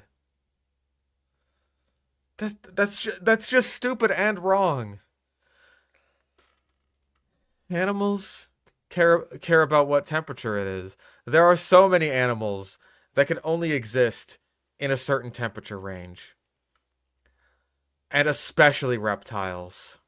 Are cold-blooded, which means their body size is directly tied to how warm that environment is. And researchers Wait, their body size is tied to that? No.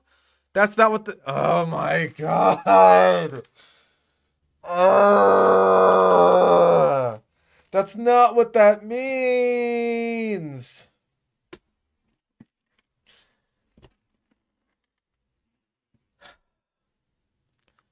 Their body size is not tied to the ambient temperature. That is not what that means. Okay.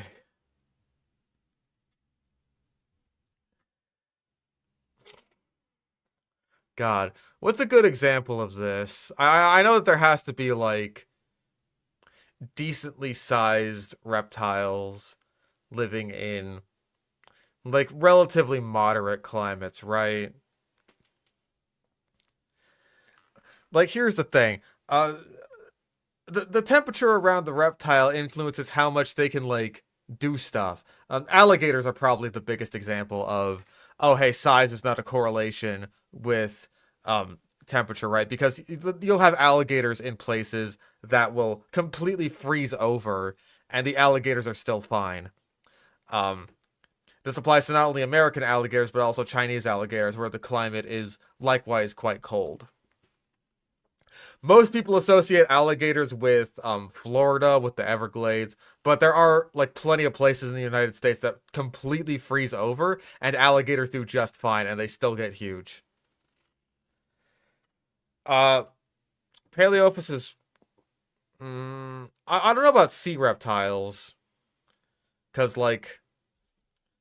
I feel like a lot of those do kind of live in warmer areas. But yeah, alligators would be the main thing that I would point to just be like, yeah, alligators still get really fucking big even when it's still cold. So that is not a correlation at all. It's just like, how much can this animal like be energized in order to move around? And like that's all the temperature does. The temperature gives them energy. It doesn't give them size. Worked out that for Titanoboa to survive and grow that large, the average temperature had to stay around 30 to 34 degrees Celsius, which is over 90 Fahrenheit constantly. The paleo... Wow, that sounds like the equator, where it lived. Like...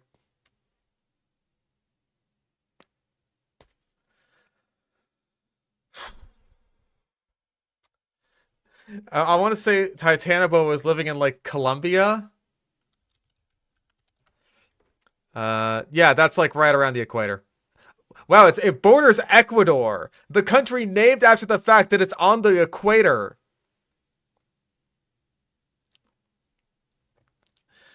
Crazy. Crazy how that works. Like, oh my god, this animal that lived in the hottest place in the world needed the temperatures consistent with the hottest place in the world in order to survive. And it did. Crazy how it be like that.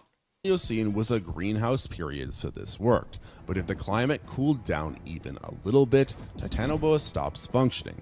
It's not slower, it's not weaker, it just can't maintain that size. It's not slower or weaker, it can't maintain the size.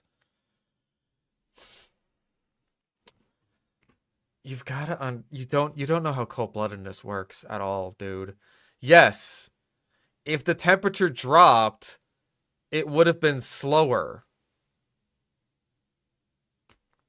That's like what do you mean it can't maintain the size? Like if the temperature goes down, like what? Does Titanoboa just shrink? Is that what happens? What are you talking about? This is meaningless. This is meaningless goo. Goo man? Physics just don't work. So this apex... The physics that... Okay, so it just implodes in on itself. It simply implodes. Just sucking the gut. And it's just... gone.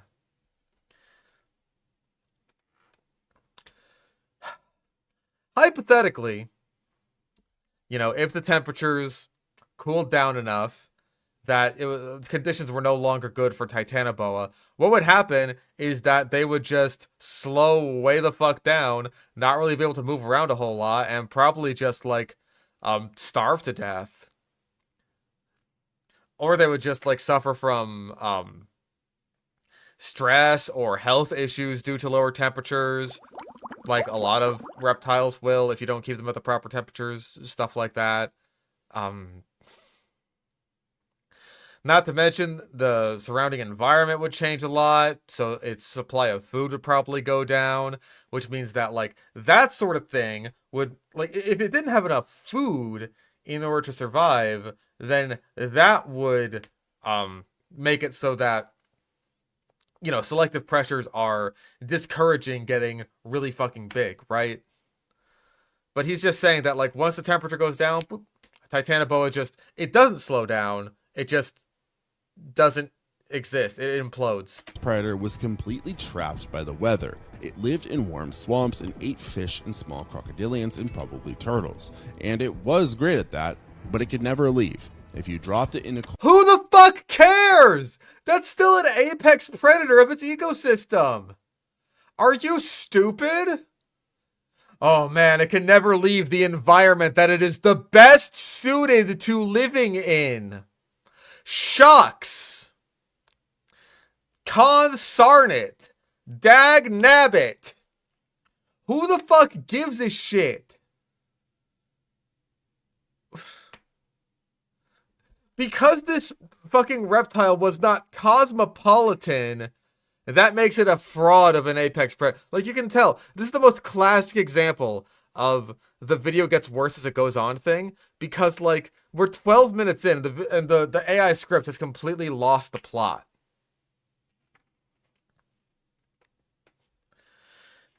It's just like, these are supposed to be apex predators that are total frauds. Like, oh yeah, this thing was an apex predator, absolutely, but just in this one environment. I really want to know what Titanoboa being cold has to do with its apex status. And whoever thought Thylacosmilus was ever an apex predator? I mean, apex mammal predator of South America before the Smilodons and shit showed up. Oh my god. You know, anacondas live in pretty much the same conditions today, right? So many crocodilians live in the same conditions today. Colder environment, it would just start shutting down. And when the Oh, I thought it would just... Oh, I thought it didn't get slower or weaker, but it just starts shutting down? That's crazy! Paleocene ended and temperatures shifted, Titanoboa disappeared. It had no echolocation either, so it hunted in shallow, clear water where it could see, which means it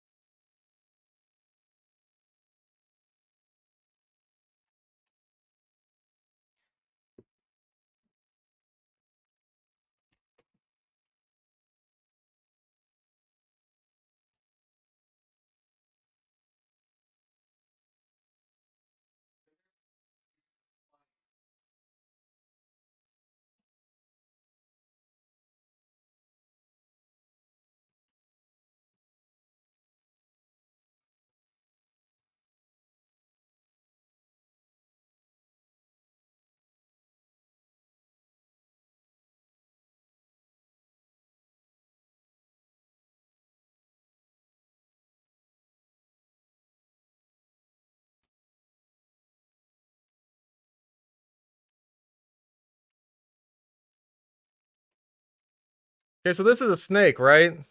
Oh, he peed. Peed on my desk. So, oh. Okay, you see that?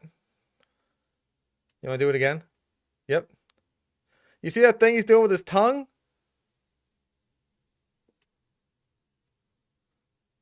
You see he's still peeing? Yeah, he's smelling. He's smelling right now. I have to wash my hands. You little pee monster. Peed all over me. You ever seen one before? They don't need to see. They're really good at smelling stuff. Even underwater. You know anacondas. They don't have echolocation either. And they hunt in very murky water because they can just smell stuff. Yeah, I have to clean up the desk. You little stinky pea man. Little pea boy. Yeah, he is... Don't... What even startled you? Good thing I got these tissues, because I got sick.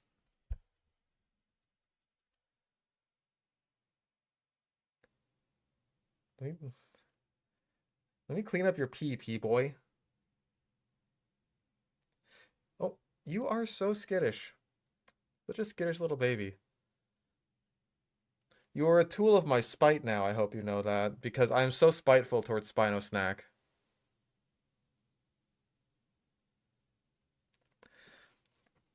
He has slandered your giant cousin, the Titanoboa. How do you feel about that? Oh, very bad, apparently.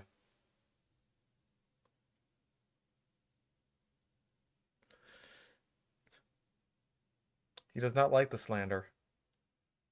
You're okay. Just... It's so frustrating, you know?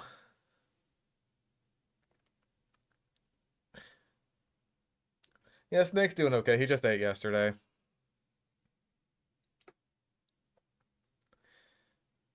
Genuinely, like, how do you think that anacondas hunt today? Seriously. Because they do the same thing that Titanoboa did, just on a smaller scale.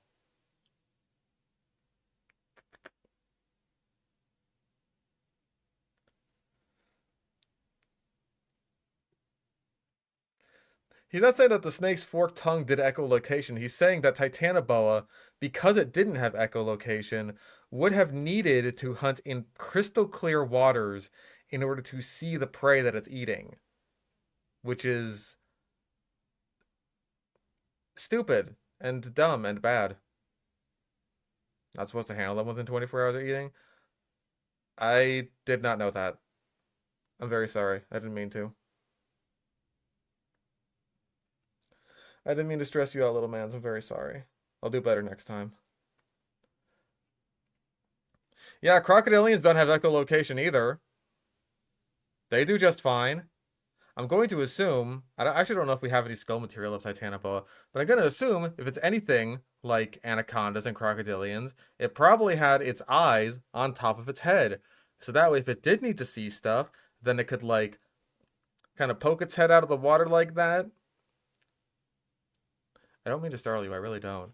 And just take a look around at its surroundings. Like, let's take a look at an anaconda head.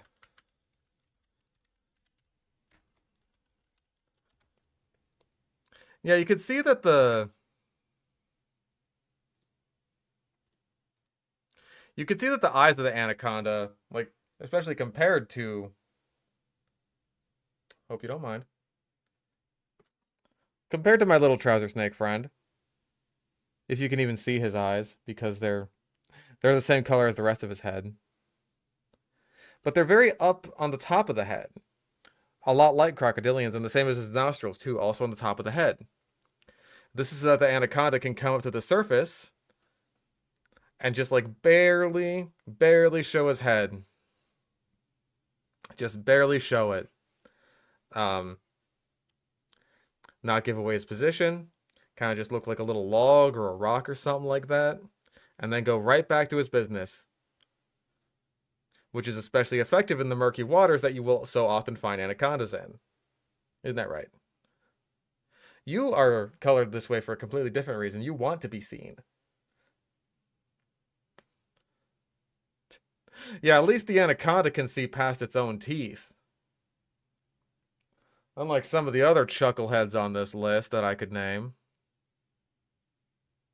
Alright, do you want to go back into your little hidey hole? I'm very sorry. I didn't mean to disturb you.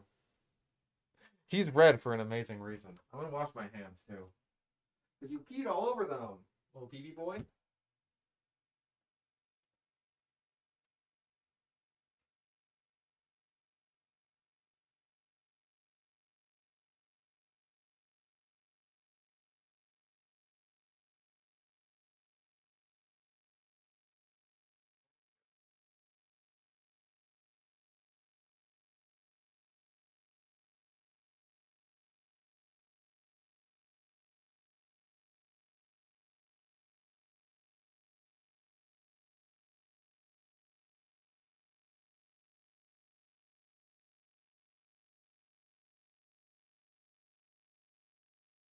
Light back on.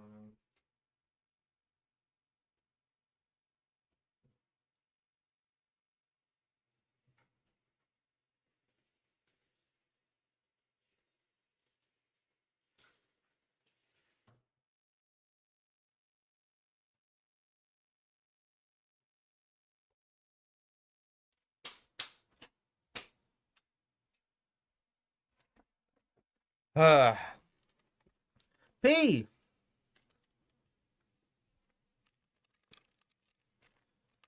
Stream is fucking awful. How dare you?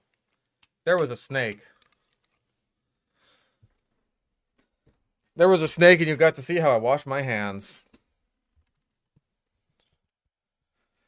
Let's continue. There's only 6 minutes left. I'm sure it'll be great. Needed warm water and good visibility and the right prey. No, it Any didn't. of those things changed, it was done for. Yeah, the largest snake ever was functionally a prisoner of very specific weather conditions. Who the fuck cares? One bad decade, and the whole species was over. Christ. Titanoboa couldn't help being stuck with bad weather, but some apex predators built their own problems right into their skeletons. And the most famous example is also the most pathetic. Smilodon is probably the best known prehistoric predator that isn't a dinosaur, and the popular version has it hunting mammoths and giant ground sloth with those massive canines. Does it though? What is the most popular version? Zoo Tycoon 1? I could boot up Zoo Tycoon 1 right now. Does Smilodon even hunt mammoths? Is it capable? Because, like, I mean, it would have been the smaller North American population of Smilodons that are quote-unquote hunting mammoths.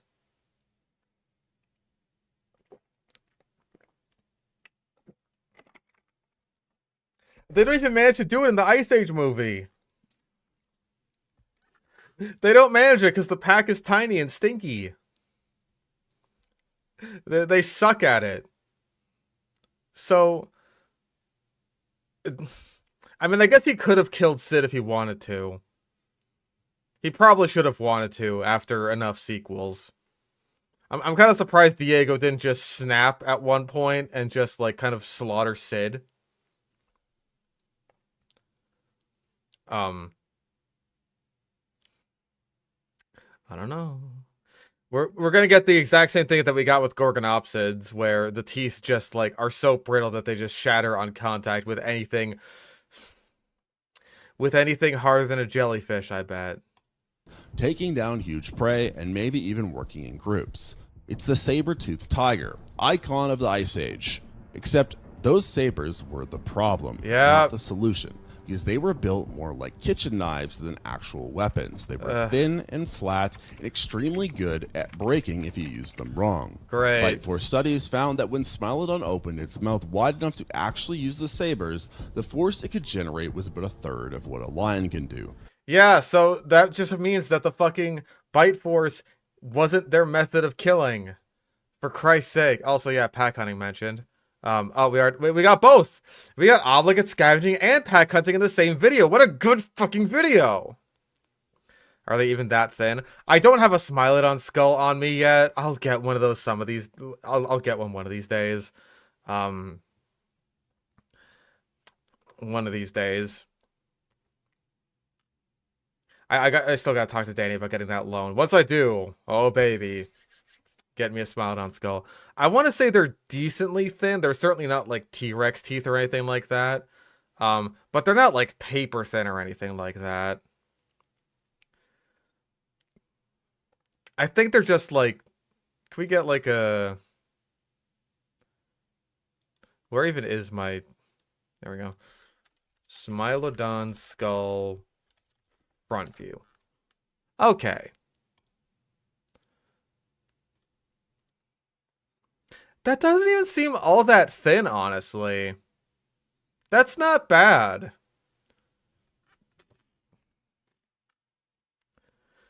They're certainly thicker than the rest of its teeth.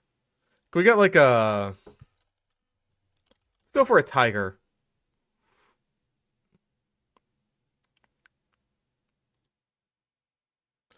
Well, they seem thicker than a tiger's teeth.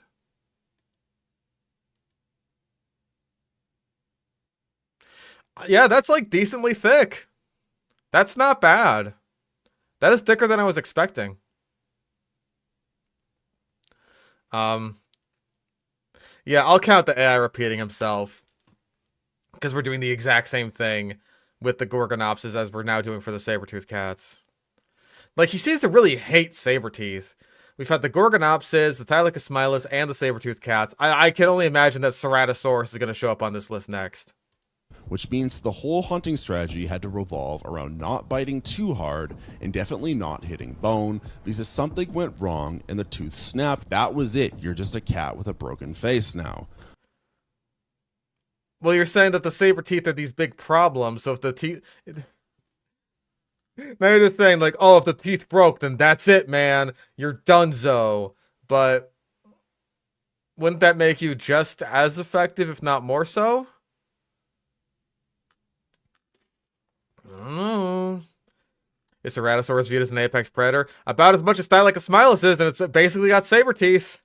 So the method was pin the prey down with the front legs, which were extremely muscular, hold it completely still, and then do a very careful stab to the throat and hope nothing shifts, because if the prey thrashes at the wrong moment, you've just ruined your own mouth. It was a high risk, high injury rate. We have tons of Smilodon fossils with broken bones and healed trauma, because this strategy, How many of those have broken teeth? did not always work. Also, they were built. I mean, here's the thing. Most predatory strategies don't always work. I'm gonna say, what, dragonflies maybe? That pretty much always works. They get their prey damn near every time, because dragonflies are badasses.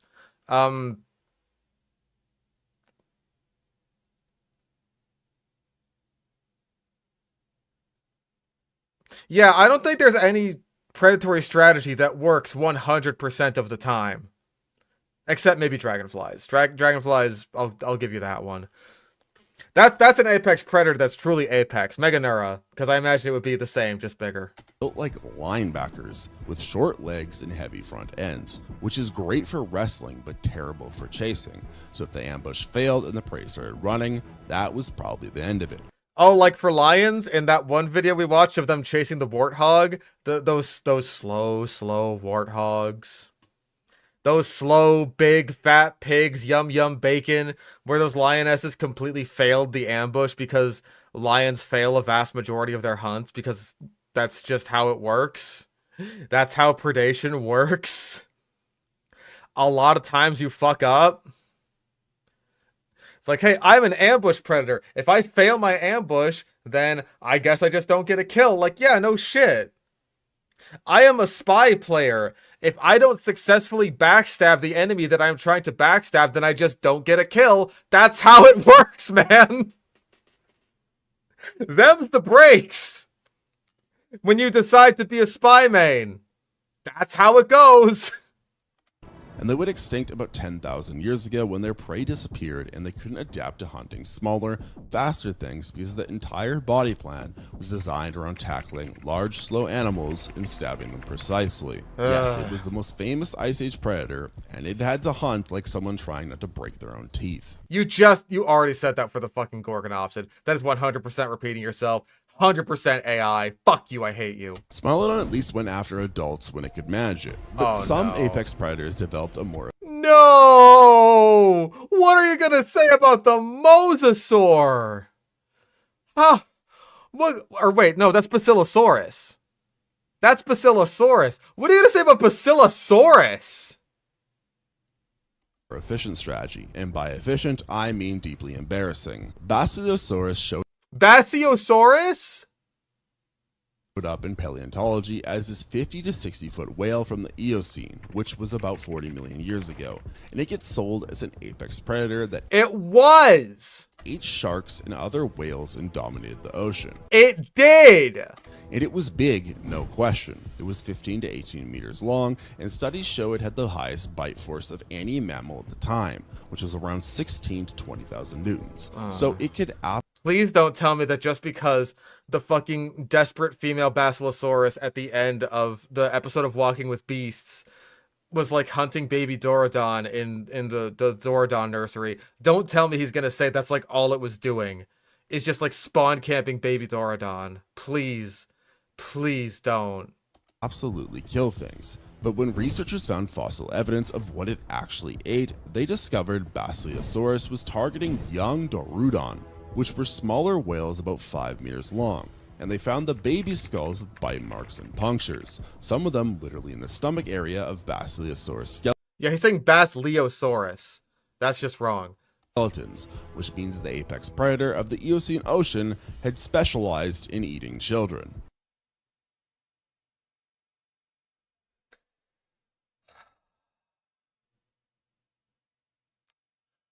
I'm going to say this very slowly. and very, very calmly in order to get this through as much as humanly possible. Babies are very, very, very easy to kill. Okay? Orcas are the biggest apex predators in the oceans right now. You could say the same thing that marine mammal hunting killer whales specialize in hunting babies, because they will find like baby gray whales, baby humpback whales, baby blue whales, baby baleen whales of so many different species, and they will separate them from the mother, overpower them, drown them, and eat them. Would you say that the killer whale is a fraud because it's not killing full-grown humpback whales?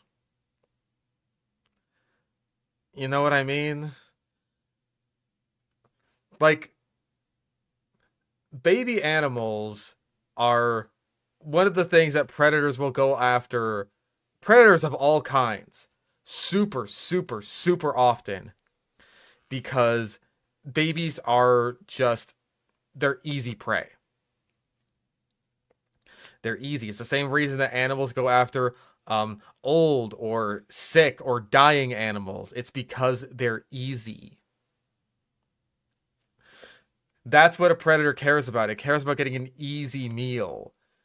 It doesn't care about being a badass or taking on like the largest prey possible. It just wants to eat and be as risk averse as possible. Right?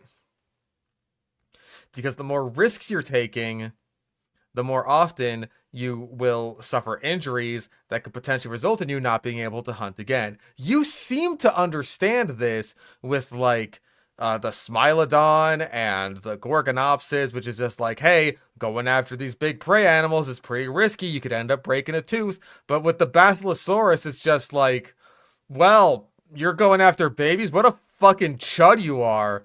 Get a fucking load of this guy, Johnny Baby Eater over here. Is he gonna say the same thing about like Quetzalcoatlus or Hatzegopteryx? There's 3 minutes left in the video. There's so much more room for slander. Whale children specifically, but still, that was its whole niche. And it couldn't hunt in deep water because it didn't have echolocation. What does that have to do with hunting in deep water? What? You know dolphins hunt in shallow water with echolocation, right?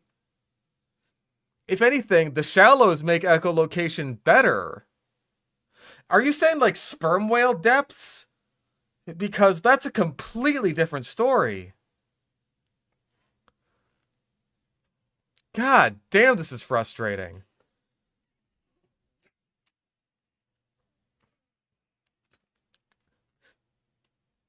Like, echolocation allows dolphins and shit to see, like, stingrays that are buried under sand and fish that are hiding under sand and stuff like that.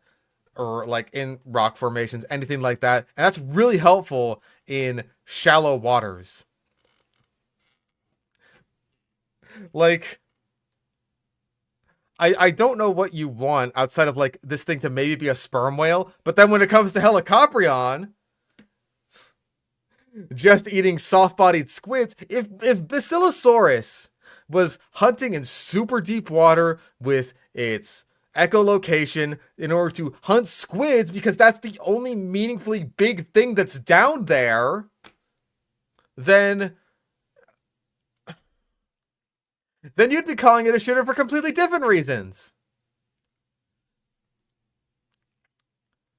God fucking damn it. Also, you're saying that, like, oh, the Basilosaurus was only able to hunt baby Dorodons. Like, that's the whole the whole thing it was doing, right?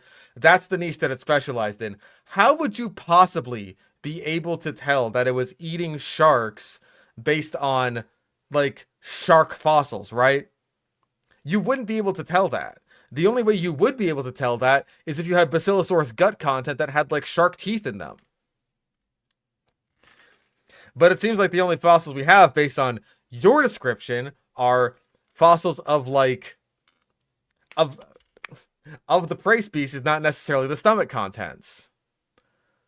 God fucking damn it, this is frustrating. That evolved later, so it was limited to shallow areas where it could actually see prey. The body was this long eel shape with tiny flippers, which meant turning took forever. So the hunting style was ambush and lunge, and if it missed, well, good luck catching up because agility was not part of the design.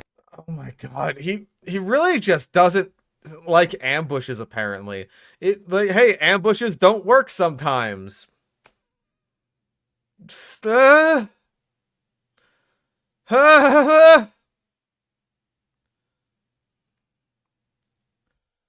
so tired. Also, the brain was smaller than modern dolphins related to body size, so it probably wasn't doing complex social hunting or coordinated pack strategy. Who the fuck cares? It's enormous.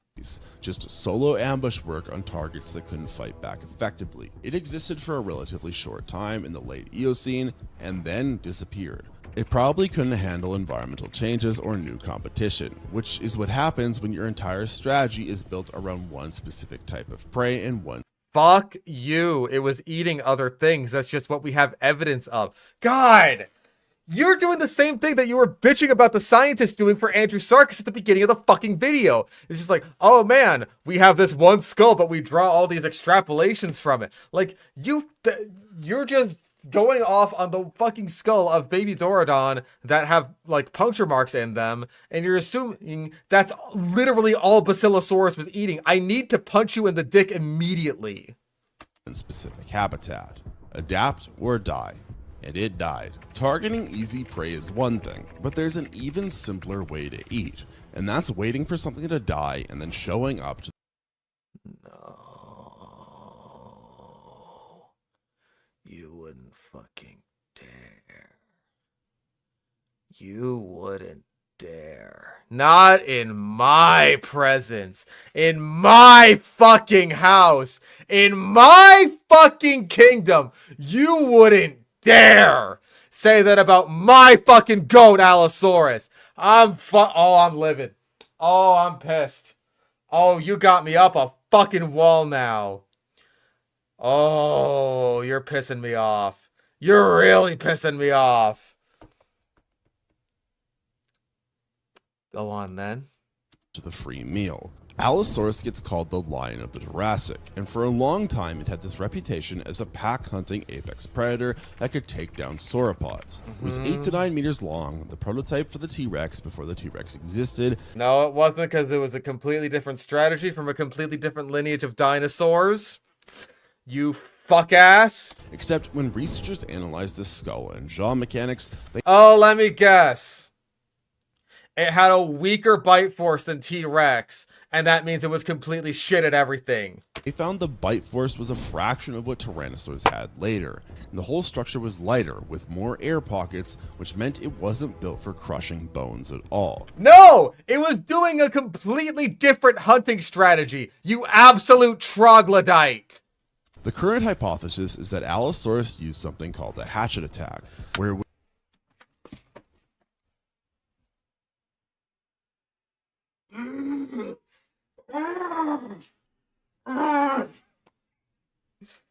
Oh, Daddy's getting angry. Oh,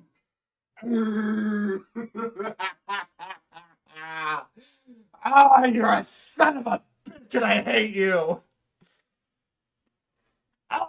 Even I couldn't have predicted that. Even I, in all of my goopiness, could not have predicted that the fucking hatchet jaw theory was gonna come back. You son of a bitch, I hate you. I have a new sludge nemesis now.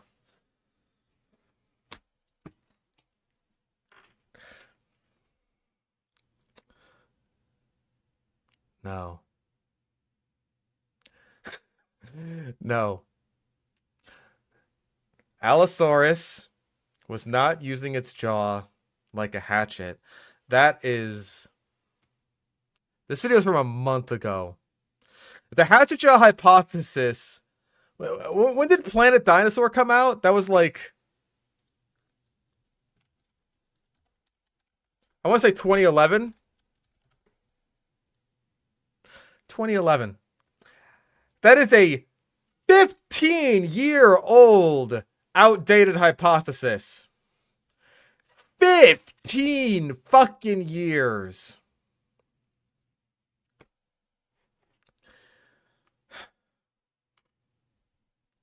You're saying that's the current theory, right? The current hypothesis is that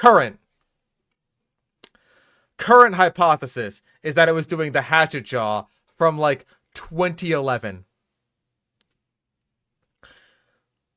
What Allosaurus was actually doing was using its mouthful of incredibly serrated teeth in order to rip the flesh off of sauropods. It didn't need a strong bite force to do this because it had an incredibly powerful neck that could wrench the flesh away like I wish I could do to you. Not very effective. Oh, it's effective, all right. It's effective on me and my psyche. It's effective on my psyche. Oh, man. Ooh, Daddy's angry. The Hatchetjaw theory was already outdated by 4 years. Oh my god, that's worse. That's even worse. Ugh. God, I'm fucking angry. Allosaurus used something called the hatchet attack, where it would swing its head down and slash with the upper teeth, causing bleeding, and then maybe do it again, just sort of chopping at prey until it was weakened from blood loss instead of delivering one killing bite. Which works, but it's not exactly the fearsome predator people. He's saying that this completely outdated theory works, but it's not what people imagine.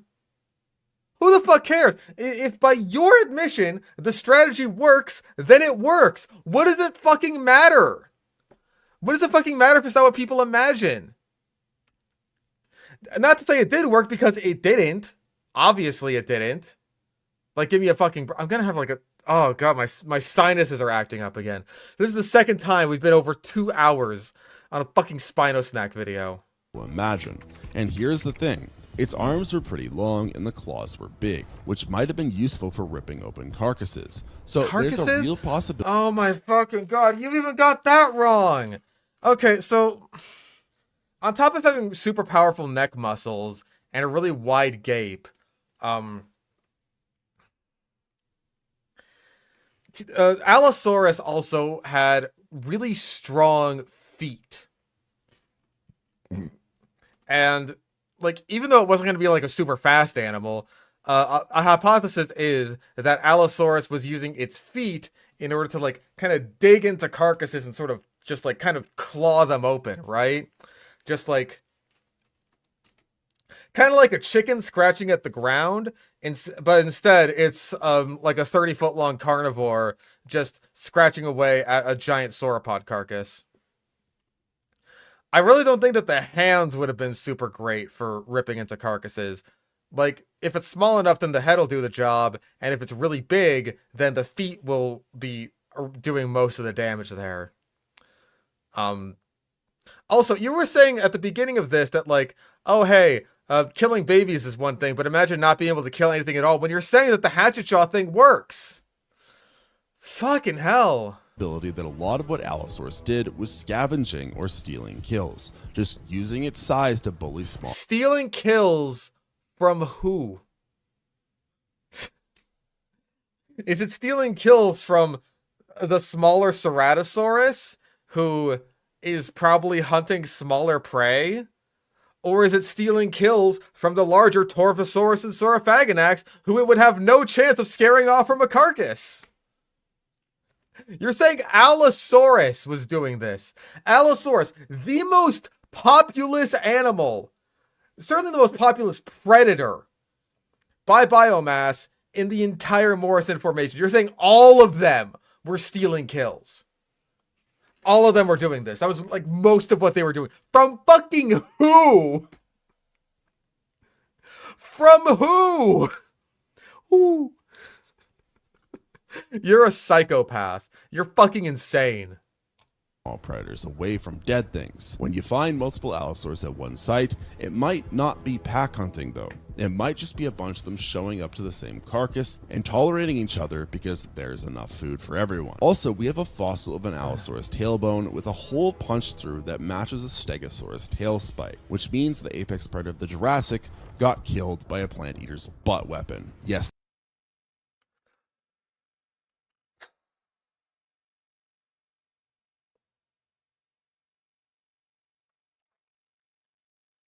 by a plant eater's butt weapon.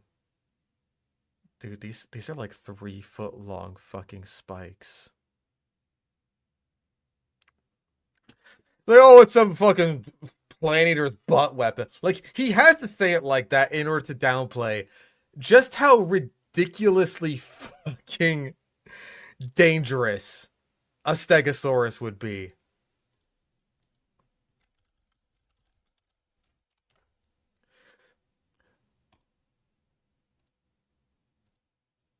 These are enormous.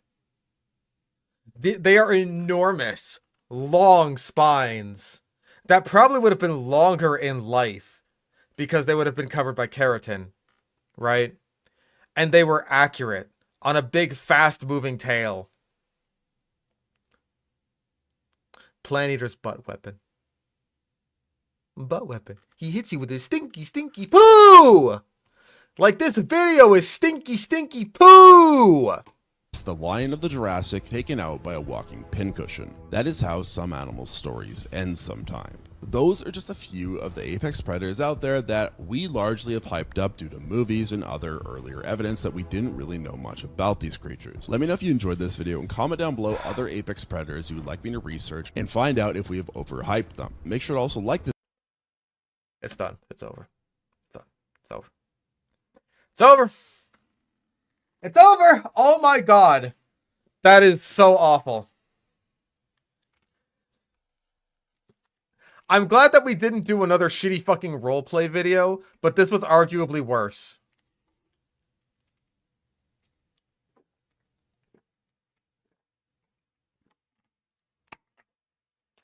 Everything about this was so fucking agonizing. So fucking agonizing to watch. We spent like another 2 hours on this. Every time we look at Spino Snack, it's going to be like just 2 hours straight of actual agony. What do the comments have to say? A massive wild boar is terrifying. This video is a massive wild boar, am I right? P.U. This fucking stinks. Gorgonopsids. I simulated a Spino Snack in the modern YouTube. Chaos followed. No fucking kidding. Pretty unlikely. Don't know how an Allosaurus using a hatchet attack would make it less intimidating. Seeing a giant lizard using its face like a log splitter sounds like a new genre of horror. Yeah, like that's kind of what I was thinking. It's like, if this hypothesis was real, then it's like, yeah, that's pretty fucking scary. This thing's just like chopping things to death like a fucking serial killer. Boar are devastating to ecosystems without being apex predators. Anti-circus. Titanoboa needs 30 to 34 degrees Celsius. That's normal weather in Southeast Asia. Tropical rainforest. Still terrifying. Most of the comments are kind of slandering him, I'm not gonna lie.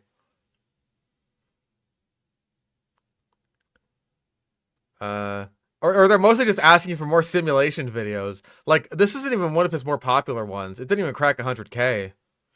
Compared to, like, just his simulation crap, which, like, over in the sidebar here, there's, I simulated a Deinosuchus in modern Australia, chaos followed.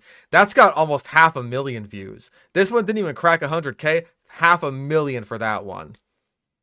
Like, what if a saltwater crocodile existed but was bigger in a place where saltwater crocodiles already exist?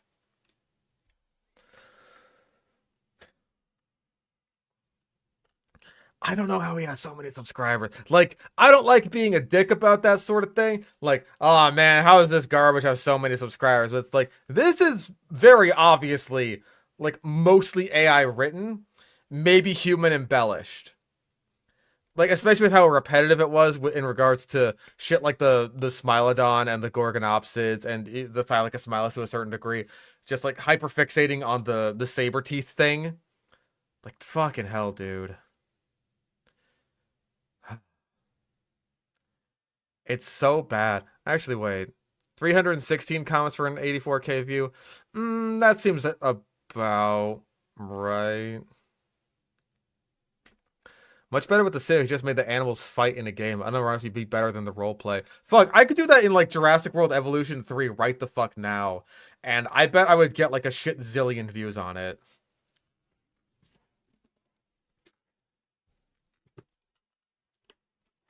Ugh. Dear God. That was so bad. That was so fucking bad. Please tell me this next one. 25 minutes, huh? Boy, oh boy, oh boy. A paleo fight club in JW3. That'd be something. We'll maybe get to you. Okay.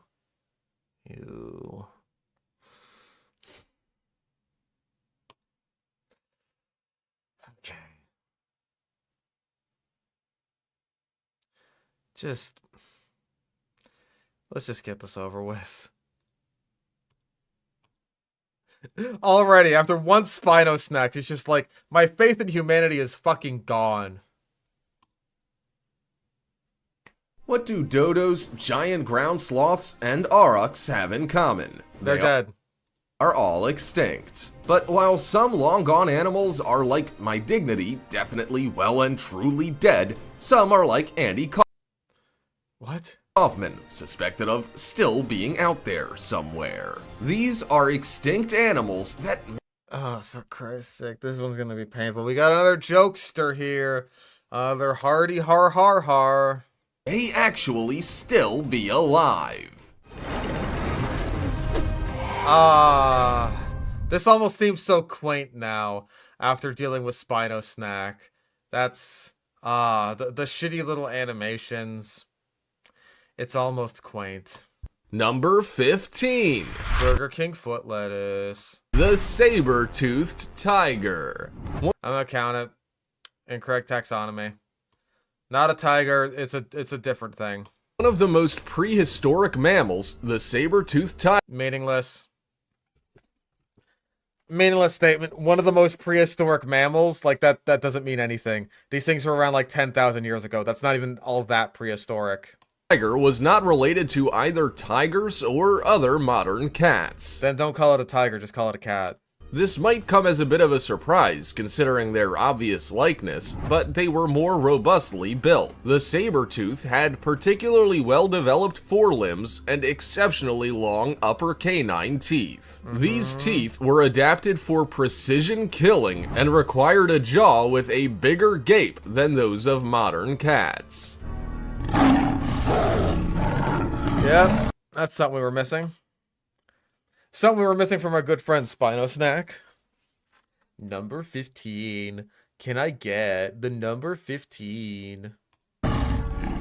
The last of the great cats are believed to have died out with the close of the Ice Age. However, there is some evidence that calls that theory into question. Oh boy. In 2002, a surprisingly young fossil jaw with links to the big cat was still a fossil, so still fossilized, so still really fucking old. Found in Europe at the bottom of the North Sea. This find has scientists searching for answers and delving into the saber-toothed tiger's If you're delving for that many answers, then do carbon dating. intricate family tree. Painstaking genetic analysis of the jawbone has now confirmed the theory that the big cat lived in Europe much longer than previously believed. Paleontologists thought it had died out 300,000. Also, Smilodon isn't even known from Europe, so this is a completely different saber-toothed cat. I have no idea what saber-toothed cat, and he's not giving like a... For one thing, he's not giving a genus. For another thing, he's not giving an actual time range. Like, are you gonna say when that time was? Thousand years ago, but paleontologists thought it had died out 300,000 years ago, but radiocarbon dating of the North Sea jawbone suggests that the species was still prowling around Europe as early as 28,000 years ago. I think you're completely getting different animals mixed up here. 100% you're getting different animals mixed up here. If you're saying that like a European Smilodon was around for, I don't know, 300,000 years ago, but you're saying that like, I think he's going to get mixed up with Smilodons, which were around like way later than that. I want to say they went extinct. Like, when did Smilodon go extinct? I want to say it was like 10,000 years ago. At latest 8,200 years ago. Okay.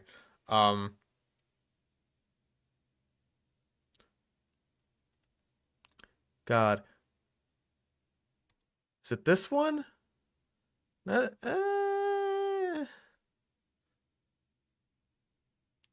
How many saber-tooth cats are there? Was it Homotherium? That's a scimitar-tooth cat, but maybe. Okay, he's talking about Homotherium. From around 4 million to 12,000 years ago. Okay, so yeah, he's completely getting it mixed up with Smilodon. Completely different animal. DNA evidence backs up the estimates. Today, all may not be lost for the saber-tooth name. By the way, that is still 12,000 years ago. That's... First of all, that is longer ago than Smilodon went extinct. Completely different animal. And second of all, it's not even the right animal. Homotherium is completely different. A new and improved big cat could have filled the niche of its extinct predecessor. In fact, experts say there are at least 4 different families of animals developing the saber-like canines as a hunting adaptation. Like this video. Developing now? Or like that have developed? Because like, I can kind of see where you're coming from if they like have developed.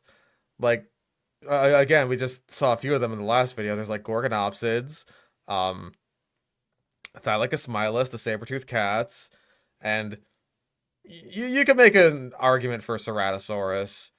They certainly have very long teeth that could be construed as saber teeth. Yeah, this is very similar to Americano and the banana guy. I imagine it comes from the same like sort of sludge farm.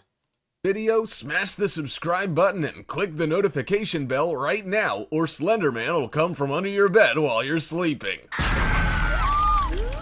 Why'd you use fucking Sony Man footage for that? Are you kidding me? God, how old is it? That's 5 years ago. Slenderman was already dead. He was already dead and gone by that point. God. I want to say by that point, Adam Rosner got outed for being a sex pest. So even the Slenderman series were just basically donezo. That's how you can really tell that these videos are marketed to little kids. 1.1 million views, though. 1.1 million views. It's just... God. God, I'm glad these videos do well enough to let me get by. Because otherwise I'd be seething with jealousy at that. Sony Man, goodness gracious. Number 14. How many times have we seen that one? Woolly mammoth. Whoa. The Ice Age had many memorable creatures, but the one who leads the pack is the woolly mammoth. Why'd you zoom in on it like that? Based on best estimates, the legendary mammal was reported extinct around 2000 BC. Standing at an imposing 11 feet tall, weighing up to 6.5 tons, and with imposing tusks, this character would be pretty noticeable. So why has this timeline been called into question? A sighting by a French man in the 1920s of a huge elephant-like creature, plus an intriguing find in 1948 and other sightings since then, may well be legitimate. In 1948, a frozen mammoth was discovered in Siberia, completely intact. Sure. After close examination, its meat was found to still be fresh, a fact that adds Its meat was found to still be fresh? I don't think that's the case. It was just perfectly preserved because of the fucking... because it was frozen. It's like Captain America.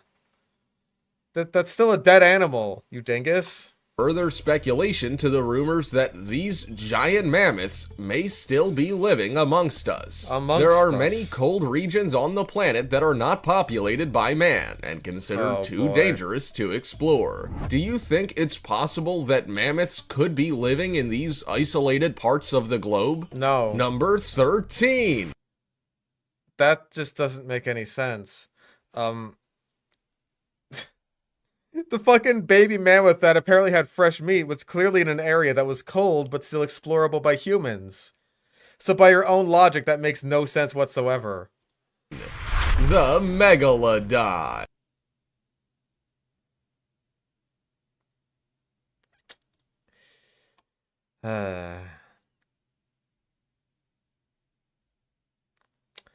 Megalodon. the Megalodon. I can't believe that the giant shark, the giant prehistoric shark, voted for Donald Trump. We gotta cancel him now. It would be difficult to think of anything more terrifying than coming face to face with an enormous shark in the deep, dark depths of the ocean. But what if it was a big shark that was even bigger than big? But imagine, if you will, meeting up with one of the biggest sharks to ever grace the planet. The Megalodon is believed to have lived over 2 million years ago. Its behavior and physical attributes are similar to that of the great white shark, but its size... Great white sharks are different because they come from a different lineage. Megalodon is in Otodus, it's not in Carcharodon anymore.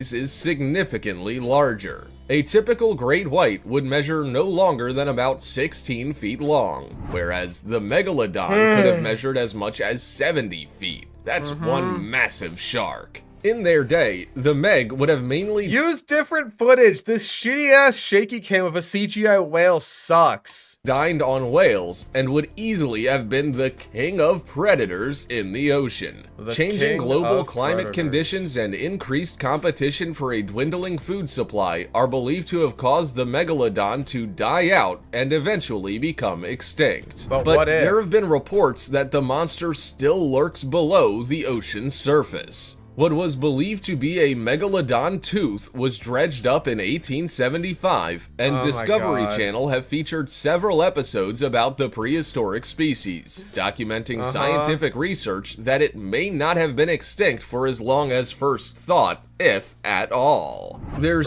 even footage of encounters with a large shark, including one that is believed... You just reversed the footage! That's all you did! How long is this section? Please let it end soon. It's just the same fucking shot. Responsible for capsizing a South African charter vessel. This information may not be conclusive, but these sharks did exist, and it's not impossible that an undocumented species of the Megalodon does still live in the ocean. Now, that's scary. Number 12. Dear God. It was just the same fucking shaky cam footage of that CGI dead whale over and over and over again. If we were lucky, we got footage of great white sharks eating. Fuck it, dude. Unrelated animal uses B-roll. I'm counting that. Go fuck yourself, dude. At least show me Megalodon. I am like a 5-year-old watching this video, and I want to see the cool shark that you're talking about. The Moa. There were once 9 species of this now extinct flightless bird. The Moa was native to New Zealand and could reach about 12 feet in height with mispronounced Maori. Its neck outstretched. When Polynesians settled in New Zealand around 1280, Ah. bird numbers were estimated at just below 60,000. It was initially only hunted by Haast's eagle, but between 1320 and 1350, the Maori arrived in New Zealand in several waves, and it's believed that the moa became extinct around 200 years later. This was mainly due to overhunting. It Scientists was likely due to a variety of factors, such as climate change, out competition from other predators, and hunting by humans. at Harvard University have assembled the first nearly complete genetic material of the little bush moa. This achievement moves the field of extinct organisms closer to the goal of de-extinction, effectively Great, so they are extinct, but we might be able to make them unextinct. That's the same. Those two are the same thing. bringing vanished species back to life by slipping the genetic material into the egg of a living species. Stuart Brand, co-founder of the nonprofit conservation group Revive and Restore, Okay, thank God. Yeah, I think this 5 years ago, Colossal probably wasn't around yet. Thank fucking God. believes de-extinction probability increases with every improvement in ancient DNA analysis. The aim of the research is to resurrect vanished species, including Great, I know what the extinction is. How is the moa still alive now? De-extinction should be unnecessary for an animal that still exists. the passenger pigeon and the woolly mammoth. It's all very exciting. For the moa, whose DNA was reconstructed 10 largest carnivorous dinosaurs by Trend Max, YW. Oh boy. Oh boy. Carnivorous dinosaurs, Trend Max. Well, Jurassic Park, that was fast. Alright, let's keep going. from the toe bone of a museum specimen, there may need to be a little more genetic tinkering and a lot of egg, but scientists are confident it can be done. Cool, so that's Number pointless. 11, cave bear. This is like, again, this is going to be one of those examples where the AI completely loses the plot, and it's just like, here's a bunch of semi-recently extinct animals in a list. About 25,000 years ago, during the peak of the last glacial period, the population of prehistoric cave bears dwindled to a trickle. Not long after, there were none. Yeah? Once a flourishing species, commonly found roaming the high alpines of Europe and Asia, the cave bear stood close to 3.5 meters tall when rearing up and had a very similar skeleton to the brown bear. Today, a new study has found their DNA continues to live on, with findings revealing between 0.9 and 2.4% of modern brown bear DNA comes from the ancient cave bear.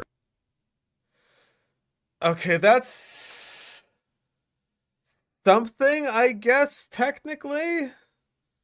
Sort of? It's kind of like how Barbary lions still technically exist because, like, there are some lions in zoos today that are descended from Barbary lions, so they're not completely extinct. I've never heard of this study before that says that, like, grizzly bears still got a little bit of cave bear in them. Yeah, and also Pinta Island tortoises. And Neanderthals. All good examples from my well-educated chat. I'm so proud of you. Yeah. But that doesn't really say that, like, hey, cave bears, like ancient cave bears, are still alive today. This information may well rewrite the world's understanding of extinction and whether it should be considered absolute. The word extinct may now be thought of as old-fashioned, as scientists say the fragments of an animal's gene pool can survive for tens of thousands of years after its disappearance. This genetic material can continue to live on in modern-day animals, Yippee. effectively blurring the lines between the extinct and the living. Research has shown that said that. Neanderthal DNA is present in modern-day humans. This fact alone creates more questions than answers, wouldn't you say? Not Number really. 10. It's basically just like, yeah, Salmonella was right that Homo sapiens and Neanderthals probably interbred a lot just because of their difference in like, basically, reproduction strategies. I'm gonna count as repeating himself.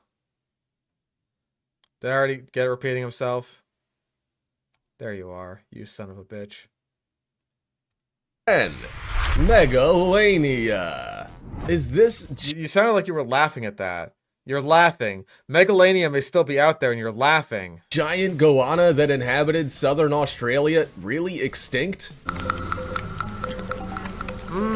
Named flesh. Megalania, or Ancient Great Roamer by paleontologist Sir Richard Ancient Great Roamer?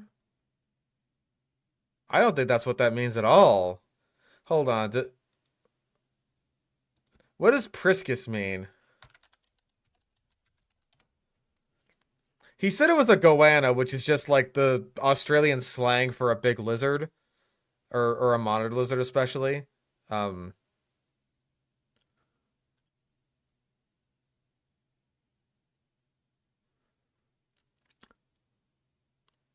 Megalania prisca was coined in the paper by Owen to mean ancient great roamer. The name was chosen in reference to the terrestrial nature of the great saurian. Owen used a modification of the Greek word elenio, I roam. Huh. The close similarity to the Latin word lania, feminine form of butcher, has resulted in numerous taxonomic and popular descriptions of Megalania, mistranslating the name as ancient giant butcher. Okay, so that makes sense.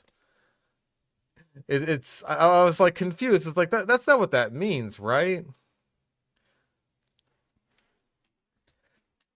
Because like Lanius is butcher, right? And there is a dinosaur that goes by the name by the genus name of Lanius. There it is. Shrike. That's the butcher. Want to know why? Ah! Ouch! Youch! Owie! They're fucked up. Shrikes are scary. Imagine if shrikes were like dromaeosaur sized. That'd be horrifying. That'd be the most horrifying creature imaginable. Shrikes are fucking scary. They just impale shit on branches so that they can save it for later. I'm surprised there isn't like speculative paleo art of dromaeosaurs doing the same thing. Shrikes are little monsters. They absolutely earned their genus name of Lanius. Owen in 1859, the massive reptile is believed to have died out around 50,000 years ago. But is it feasible that the subtropical rainforests of Australia could still be home to the gigantic marauding lizards? Probably not. If these Jurassic Park-like beasts are still alive, what has stopped them from unleashing hell on visitors to the rainforests? With a reputation for being vicious, the Megalania is believed to have roamed the wilds of Australia. I don't know if Megalania can really have a reputation for being vicious when it's bones. It would need to have like survivors in order to tell tales of its exploits so that it can have a reputation. For many years, with Richard Owen describing the beast as a terrible reptile and an ancient giant butcher. It certainly seems... See, now that we've gotten to that, now that we did our little research, now we know that's wrong. Because it's not a butcher. That's a that's a misinterpretation of the second part of its name. Because they thought that meant butcher, but no, you were right. It meant like great traveler. Absurd that these monster lizards could exist in stealth and not be found, captured, or killed. But scientists... Yeah, you're not saying how it could still be alive or like what evidence there is of it. It's just like, hey, maybe it is. Could be. Prove it isn't, idiots. Believe it is possible. There have also been sightings, both in the latter part of the 19th century and the early decades of the 20th century. There we go. Each sounding very much like surviving examples of the megalania. These sightings aren't confined to Australia either, as some have reported seeing a large lizard in New Guinea. So if you're ever taking a trip... Okay, they're completely unsourced and there's absolutely nothing. But hey, at least it's something. At least he's saying there were sightings. Could have just been a big perenny, but you know what? God bless you, you're trying.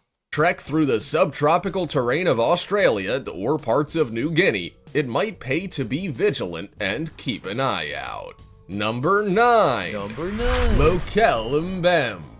According to legends, the Mokel-mbembe is an amphibious, dinosaur-like creature that lives in... There's Jurassic Park footage. That's a bingo.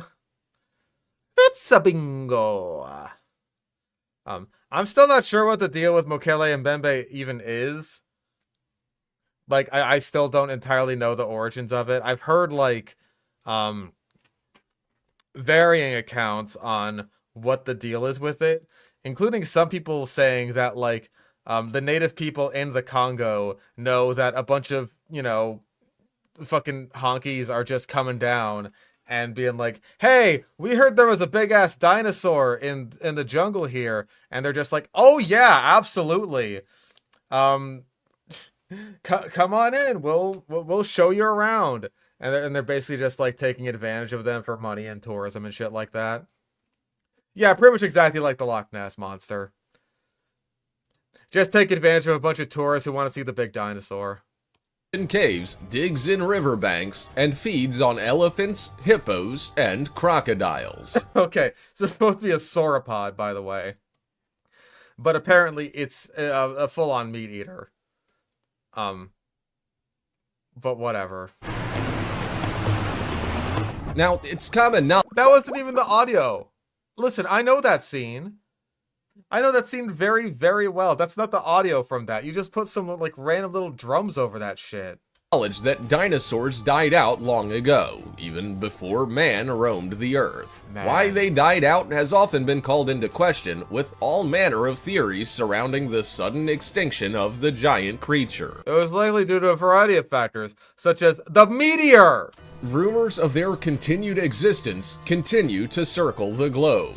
They have captured the public's imagination for well over a century, with Sir Arthur Conan Doyle publishing a book about the suggestion. The Lost World follows the survival of dinosaurs in modern times. The book is set in the remote Venezuelan jungle and inspired the Jurassic Park movie series. These may all have been based on fiction, but some people believe there's some truth to the rumor that dinosaurs still linger, hiding in the remote jungles of Central Africa. But although the suggestion is certainly intriguing, it seems almost impossible that a reptile the size of a T-Rex, for example, could be hiding in plain sight. That counts.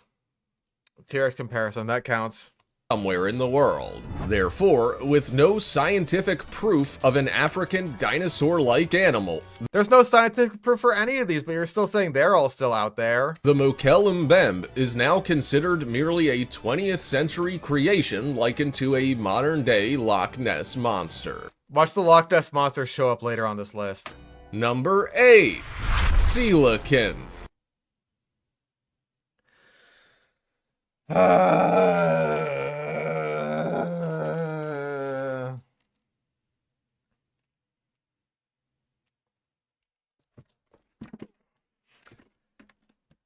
Listen, we know that coelacanths are still alive. They're not extinct.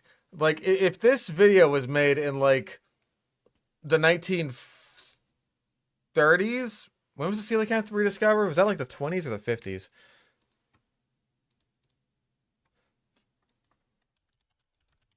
Oh. I want to say it was the 50s. 1930s. Damn. Okay, so if you made this video in like the 1920s, then fair enough, right? Fair enough. We've known that coelacanths have still been around for a very long time. since before you were born. That's not an extinct animal. That would have been a very long time ago, but it's not now. When it comes to extinction, barely any species is exempt. There are even several fish on the list, including the primitive-looking coelacanth. Many fish on the list? List of what? Huh? That is Whatever. believed to have exited the Earth at the same time as the dinosaur. The dinosaur, the one dinosaur. Essentially, this means that the fish hasn't been seen for 65 million years. Except for the But this may not we've be seen. the case. In What do you mean may not be? 1938, a South African museum We know it's not the case. Fuck. God, you're stupid. curator discovered what appeared to be the bizarre lobe-finned fish while on a True. 65 million years ago instead of 66. That's outdated. local fishing trawler. This reignited the debate surrounding its extinction and set the world of science alight. The elusive deep-sea creatures were believed to live at depths of up to 2,300 feet below the ocean surface near the Comoros Islands off the east coast of Africa They do live there. and in the waters off Sulawesi, Indonesia. These living fossils can also be Why are you blurring the National Geographic logo? Like, I can tell that's what it is. You're not fooling me. huge, reaching 6.5 feet or more and weighing almost 200 pounds. Scientists estimate that they can live up to 60 years or more, hiding in underwater caves by day and venturing out to feed at night. Number Yeah, so they're just a living fish that we've known about for the past 100 fucking years. 7. Megatherium. This giant It's dead. ground sloth roamed South America for some 5.3 million years before falling victim to mass extinction. It was likely due to a variety of reasons. However, some rainforest natives believe it may still be alive. Who are these natives? Who? Who are these people who believe this? The Megatherium, or at least something very Is this another Mokele Man-based situation where it's just like, hey, we want to see the big sloths? It's just like, oh, absolutely. Absolutely, come right this way. $50, and we'll show you the sloth. similar has apparently been seen roving through the forest trees. The elephant-sized sloth was believed extinct. However, in 1788, an interesting find raised questions about that theory. Archaeologist Manuel Torres discovered a rare fossil specimen Well, then, if he discovered a fossil, he was probably a paleontologist, not an archaeologist, but what the fuck do you care? on the banks of the Lujan River in Also, it was a fossil, which is to say not a recent skeleton, which is to say still really old, which is to say extinct. eastern Argentina. Although he didn't recognize it, he believed it was worth investigating further. Torres sent it to the Spanish National Museum of Natural History in Madrid, Spain. It was assembled and mounted for display, and it was here that it caught the eye of French paleontologist Georges Cuvier, who decided to explore its anatomy. Cuvier? Wait, when the fuck was this? How many years ago was this? Because I want to say Cuvier. That's like an old dude.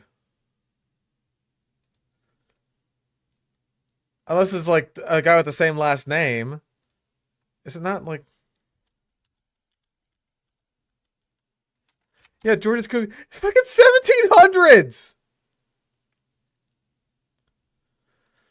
Okay, yeah, in the 1700s. Like, I was thrown off by the modern day footage.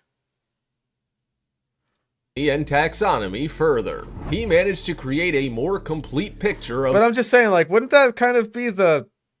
I would imagine that'd be the first discovery. Yeah, he named Megatherium. So this is just a completely unrelated story about the naming of Megatherium and not like, oh, hey, like the discovery and naming of it, not like, oh, hey, this thing was still alive. of the Megatherium's history, publishing a paper on it in 1796. In the paper, he theorized that the giant sloth may have been an early ancestor of the modern equivalent. Further study confirmed its habitat, diet, and reproductive cycle. Yeah, so this the is completely Megatherium irrelevant. lived in large groups, had very few predators, and a tolerance for most food types. It was able to migrate and thrive all over the continent for millions of years. So how did such a resilient mammal die out? Or did it? It's just completely irrelevant. Completely irrelevant. Just complete non sequitur about the discovery of Megatherium. Number 6. Dodo. Dodo. Another extinct flightless bird, but with very few similarities to our friend the moa. The dodo was about 1 meter tall. That was at least like a decent callback. Like I'm so fucking just tired of all this garbage. It's like, you know what? That wasn't a horrible transition.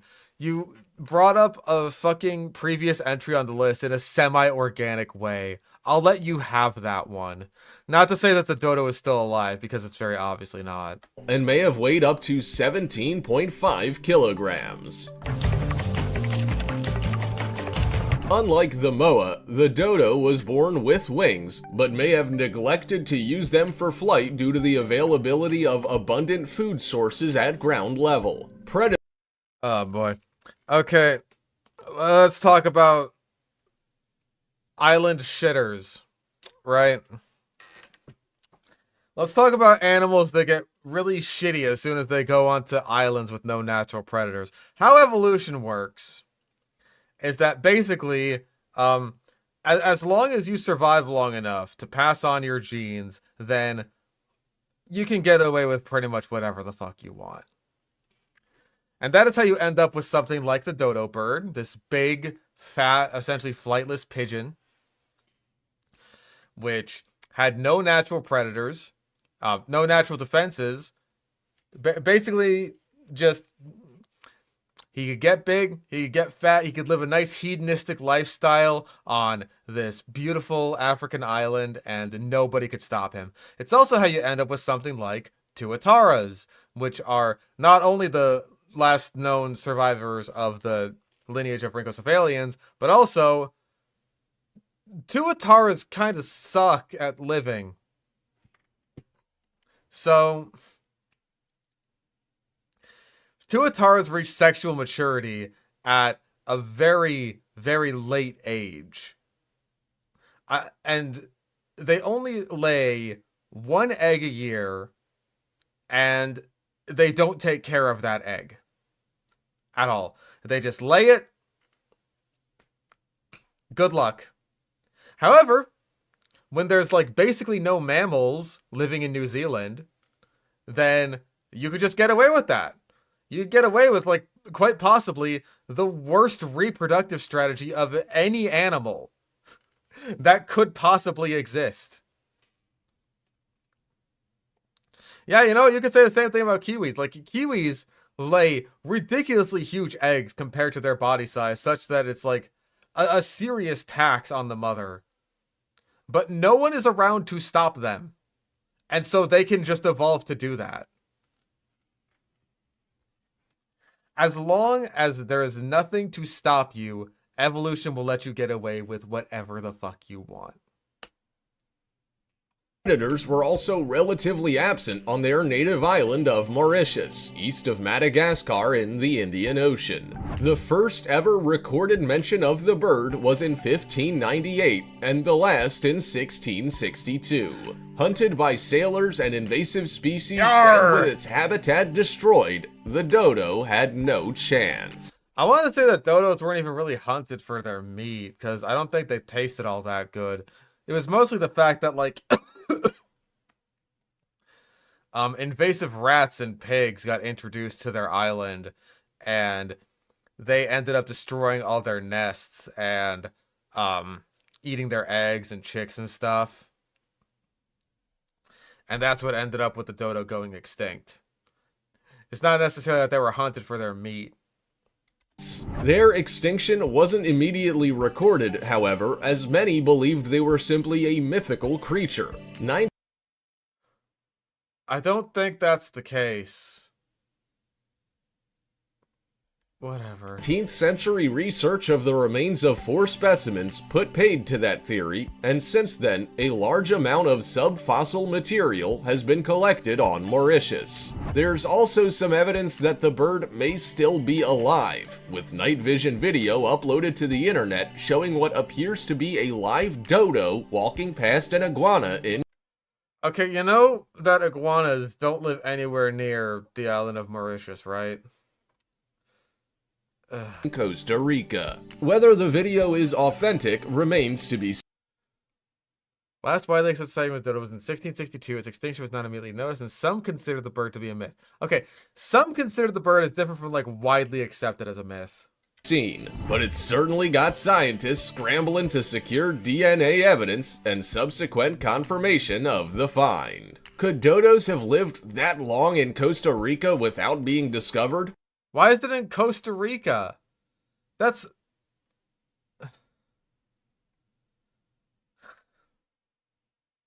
Whatever. Only time will tell, I guess.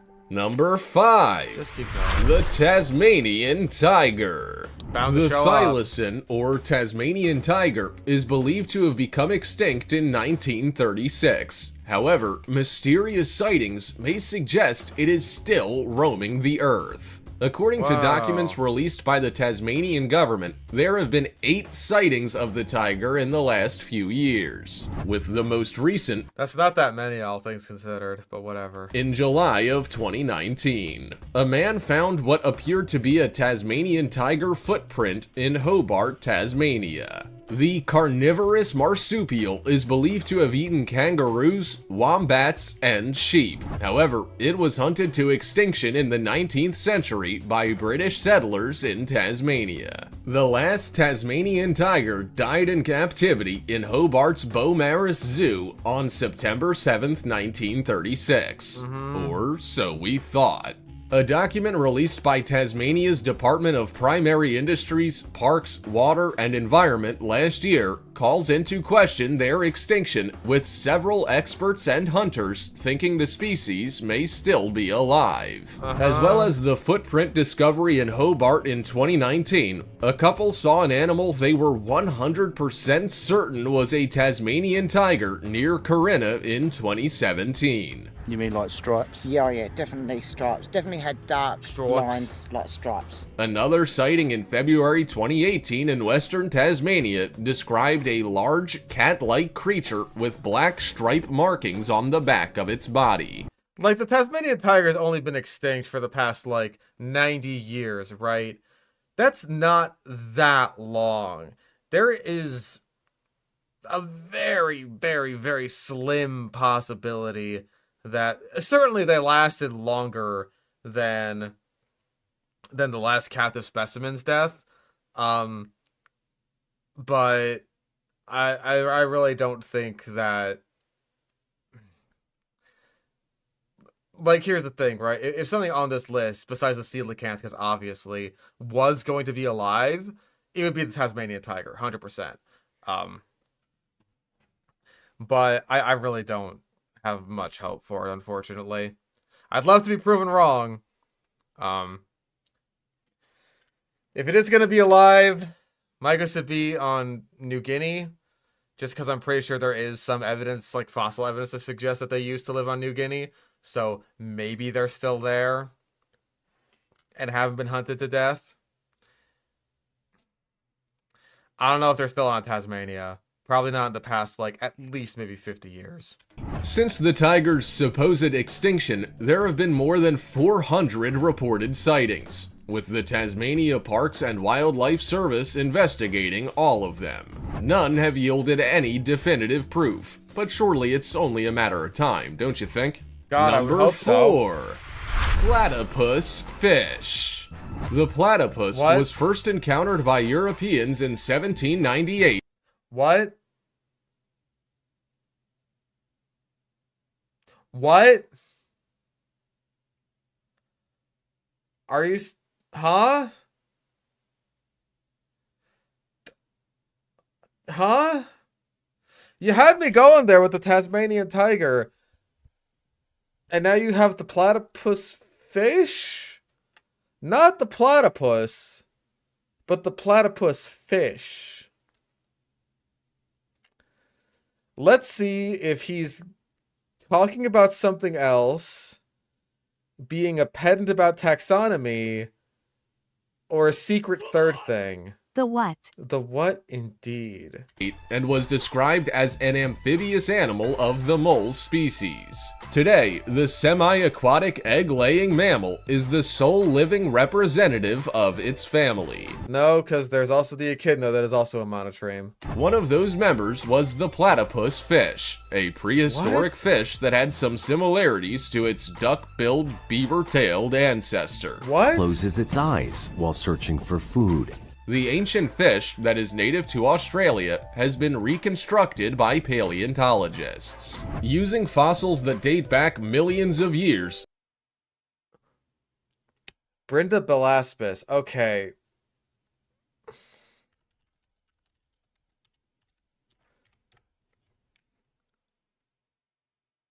This is from the fucking Devonian. Are you kidding me? Okay, if the thylacine is the thing that's going to be, like, the most likely to be extinct, this is the least likely. Or the least likely to still be alive. This is from the early fucking Devonian. What? What are you talking about? a picture has now been painted of the strange-looking fish that once swam on the sea floor like a stingray and had the long bill of a platypus. What the It might fuck not is be a wrong with you? living example, but it's certainly lifelike. Scientists examining the Because they made a painting of it. That's fossils found in limestone around the Lake Burrinjuck Dam at the head of the Murrumbidgee River say go. that they could date back to the early Devonian period, more than 175 million years before the first dinosaurs. Just go. The fossils were discovered in 1969 and were considered the strangest species of fish found in the ancient ecosystem. Number 3. we've completely lost the plot at this point. This is just a fish that superficially resembles a platypus, kinda, sorta. Therefore, it could still be alive today. It's just like, no, we've lost the plot. Siberian unicorns. Okay, Siberian, first of all. Second of all, he's talking about Elasmotherium. Not an actual unicorn, but he's probably gonna, like, just use the fact that this is called a quote-unquote unicorn to talk about mythological unicorns. If you ever thought that unicorns were simply the stuff of fairy tales, Yep. this little tale might have you reconsidering. The Elasmotherium is a large rhinoceros that is now extinct. It is believed to have died out as late as 39,000 years ago. Known as the Siberian unicorn, it was the size of a mammoth and is thought to have had a large, thick horn on its forehead.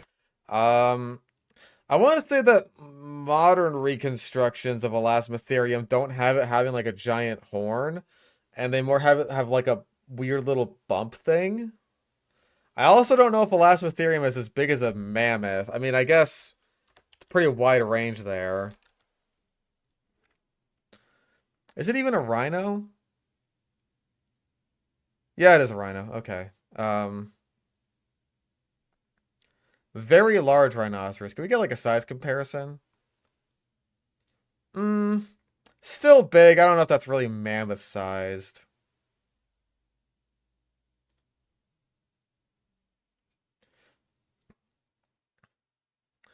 Uh, 2021 study found the cranial dome was quite fragile because it was largely hollow, only had a thin outer wall, therefore ill-suited for a large horn. When is this from? 2020. So that's just before that study. So I'll give you that one. Quite unlike the rhino we see today. Recent studies of fossilized bones and DNA testing have confirmed that these 4-ton animals could have Smaller than an Asian elephant? Alright, we'll call that a size overestimate.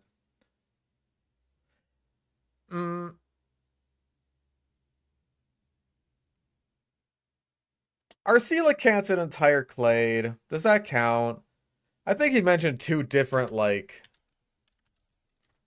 Yeah, it's a class of lobe-finned fish. That counts. That's another bingo. That's another bingo.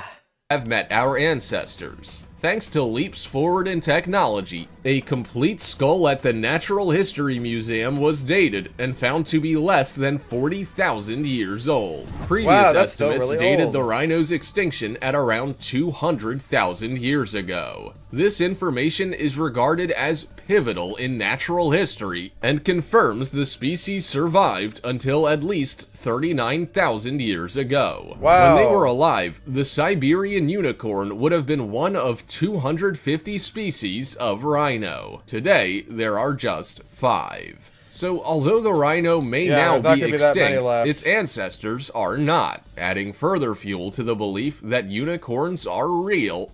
Also, what? What'd you fucking call me? Just 5. So, although the rhino may now be extinct, its ancestors are not. Descendants. You just got your fucking antonyms mixed up. Man. Adding further fuel to the belief that unicorns are real and still roam the earth today. Number 2. Please get it. Irish elk. A giant deer that once inhabited parts of Europe. It's just like, yeah, we found these fossils from like 40,000 years ago, so that proves that they might still be alive today. Like, dude, you're not even trying anymore. Europe and Asia may soon walk the earth again thanks to advances in cloning. Oh, and we're Skeletal back onto the remains of the thing. Irish elk have been found in bogs in Ireland, with most carbon dated to around 7,700 years ago. Although sharing the elk name with the living species we see today, the Irish elk is not believed to be closely related at all. According to Mother Nature Network, there have been many well-preserved fossils of this majestic 7-foot-tall creature found, which make it an obvious candidate for experimental cloning. Obviously. If the cloning is successful, the Irish elk will essentially be resurrected, and many scientists believe this could become If the cloning is successful, then the Irish elk will be cloned. Good job. a viable option in the future. But some extinct species will make better candidates than others, with ancient animals preserved in permafrost during the last ice age topping that list. It certainly could be an experiment worth keeping an eye on, that's for sure. Number 1. Aurochs. An ancestor of the domestic cattle we see today might just make a comeback. The auroch lived throughout Europe, Asia, and North Africa until 1627, when the large and wild species became extinct. Scientists now believe they may be able to bring it back through selective breeding of cattle that carry a portion of auroch DNA. This would make for an interesting crossbreed, given the bovine measured up to 7 feet tall. European science teams have been selectively breeding cattle since 2009. Well, if that's the case, then why wouldn't you mention the quagga from the Quagga Project? Because that's basically the same thing. It's just like selectively breeding zebras until they superficially resemble quaggas.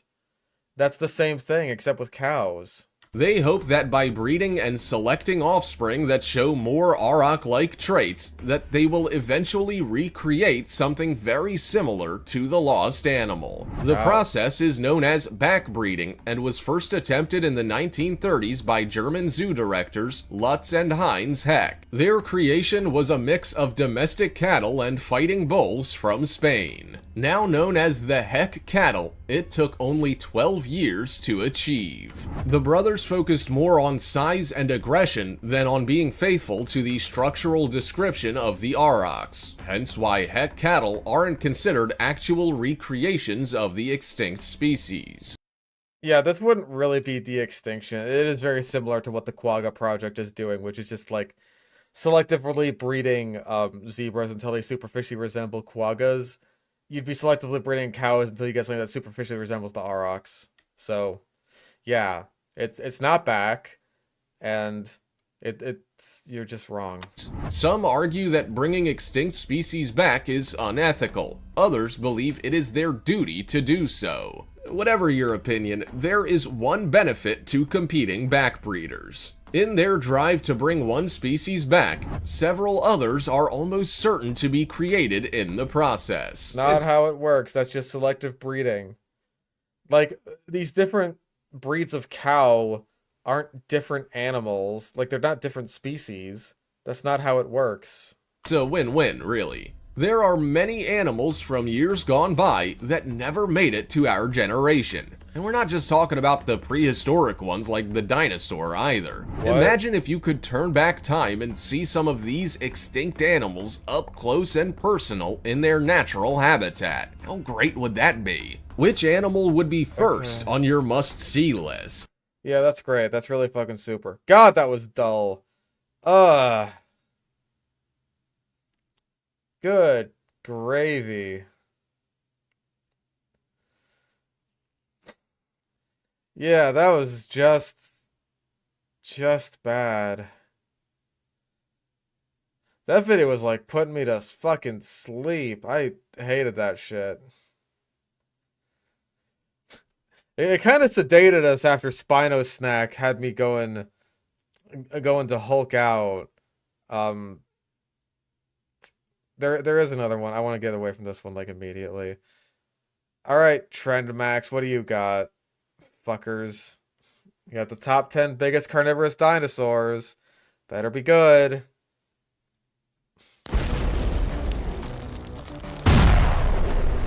Top 10 largest carnivorous dinosaurs. Oh, there's so much fire and explosions. Like, hell yeah, brother, I'm awake now. Ooh, let's see.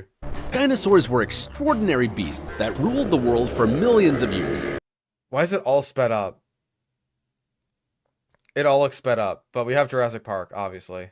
Their characteristics were so impressive that if we surround ourselves with them, we would be dazzled to relive their spectacular measures that can easily exceed the size of a truck. Join us. What the fuck? Meaningless. We'd be dazzled to experience their spectacular measures that would surely exceed the size of a truck. Goodness gracious. Yeah, this is like all sped up and you're talking really fast and saying a bunch of shit. 8 years ago, you were well on that shit before like the TikTok stuff got super popular. Join us in this adventure. Easy. Number 10. Allosaurus. With great ferocity and a formidable appearance, the Allosaurus is one of the largest carnivorous species that existed in the planet. Its proportions were of about 26 feet in length and 10 feet in height. Can you... That doesn't... 26 feet long and 10 feet tall. I don't know about that. I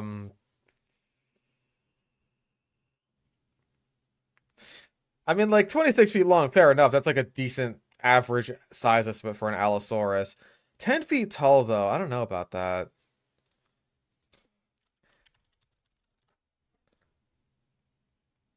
There is a size comparison, right? Yeah. Okay, so, like, we got...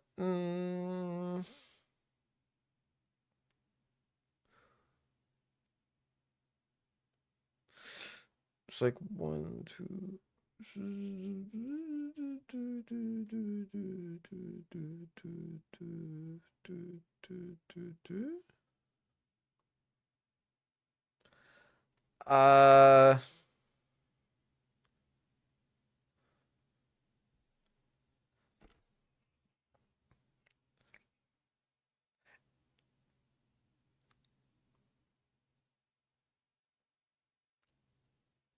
I don't know. I'm going to call that an overestimate. I just don't think that adds up completely.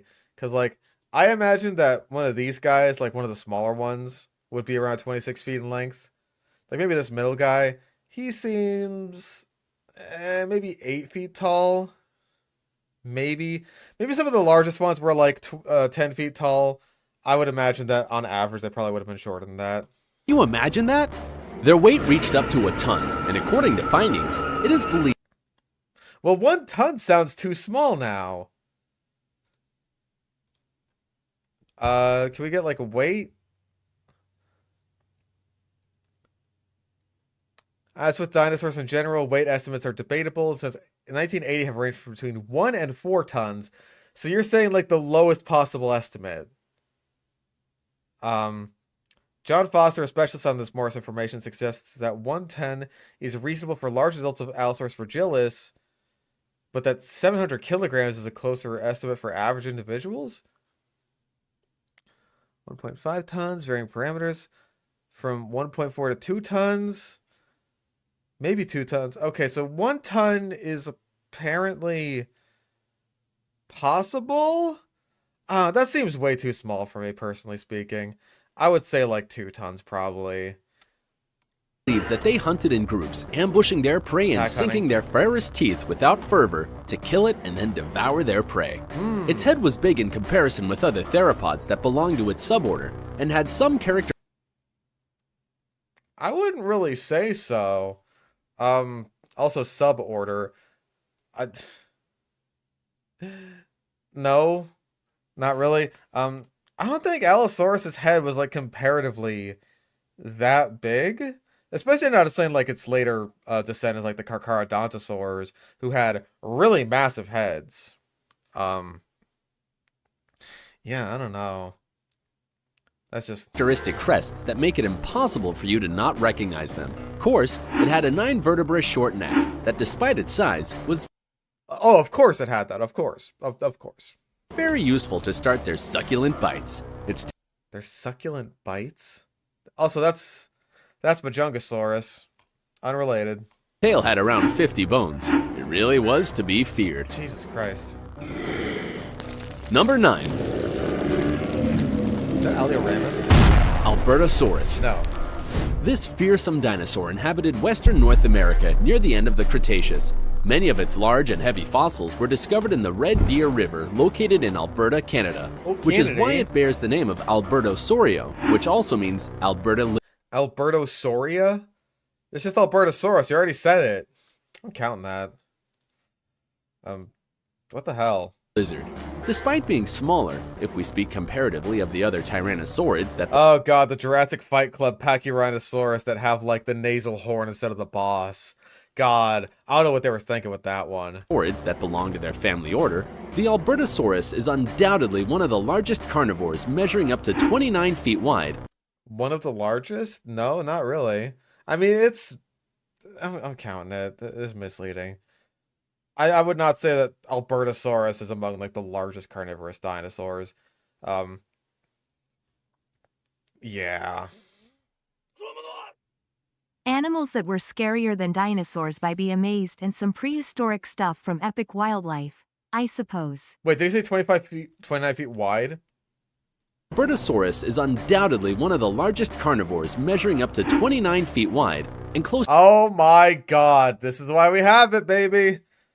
29 feet wide. That is chunky. That is... Oh my goodness. 29 feet wide, like it's a new desk you're buying. Oh, Lord almighty. Gotta love it. Okay, but yeah. Let's see.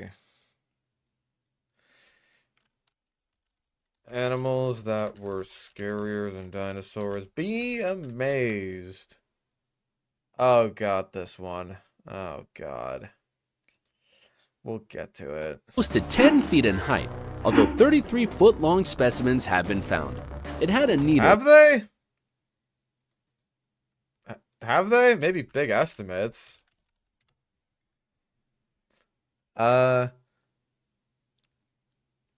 Growing from 26 to 30 feet. So yeah, that's just wrong.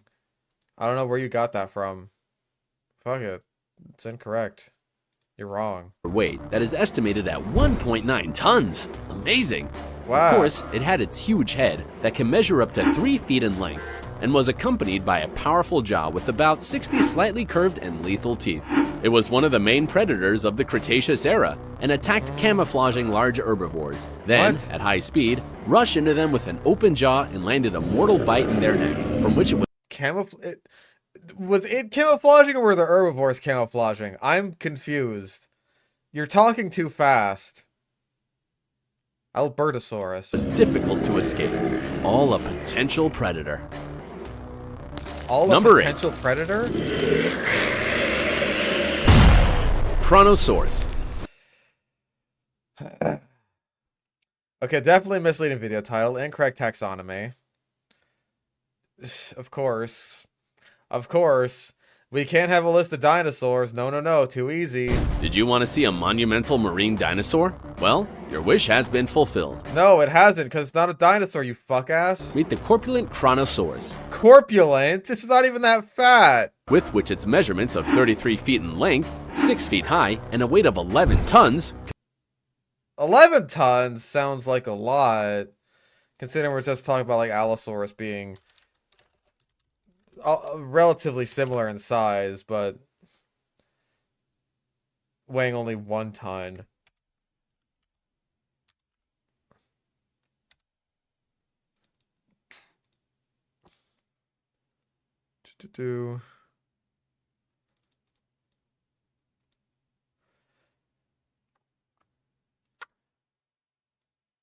Nope. I guess that's just living in the water for you. You get to be a lot heavier. could not be missed in this predator's top. It lived in the lower Cretaceous period, in what is now By the way, this is why I just don't, like, why most weight estimates just go in one ear and out the other for me, because they're all over the fucking place. Australia and Colombia, places where some Nope, not in Colombia. That's a different guy now. 8 years ago, I don't think you could have known that then. of its fossils were found, and is one of the most dangerous marine predators that inhabited the seas of the earth. It belonged to the Plesiosauri order that was characterized by having a short neck and a large head. In the case Oh god, he's getting the fucking Plesiosaurus and Pliosaurus mixed up. Being a Plesiosaur does not mean that you need to have a short neck and a large head. That means that's being a Pliosaur, for fuck's sake. Unless, of course, you're Dolichorhynchops, but that's your own thing. of this threatening predator, its cranial size was almost 10 feet, with a huge long and narrow mouth, which could devour you in a single bite. Its maxilla contained teeth that could reach 2.7 inches, the largest, because the back teeth were smaller fitting to the shape of his snout. Why is everything, like, glitchy and spazzy? Number 7. Saurophaganax? Saurophaganax. Yep. The Saurophaganax lived at the end of the Jurassic period. You're really, like, putting your chest into the fag there. Like, listen, I'll dip back and forth between Saurophaganax and Saurophaganax depending on how my mouth feels at that particular junction, but, like, you're saying the fag with your chest there. In what is now North America, its fossils were discovered in Oklahoma, United States, but parts of his specimen were also found, such as the femur, vertebra of the tail, and hip bones in New Mexico. It was one of the most potential predators of this period. The most potential predators? Meet potential dinosaur. Oh my god. Just completely meaningless. I mean, Saurophaganax, if you're gonna put the label of potential man on someone, maybe it could be Dakota Raptor, actually. But, like, Saurophaganax would be up there. It's... I love it, and I want it to exist, but, like, yeah, you might have a point. And its size was so large that it was cataloged as the supreme carnivore. God, it's... The random little sentences that the AI likes to come up with like that, where it's just like, it was cataloged as the supreme carnivore. What does that mean? What does that mean? It doesn't mean anything. Also, I want to say that Saurophaganax is substantially bigger than like most of the guys on this list so far. Like, I want to say there's still a dubious genus. Not if I have my way, damn it.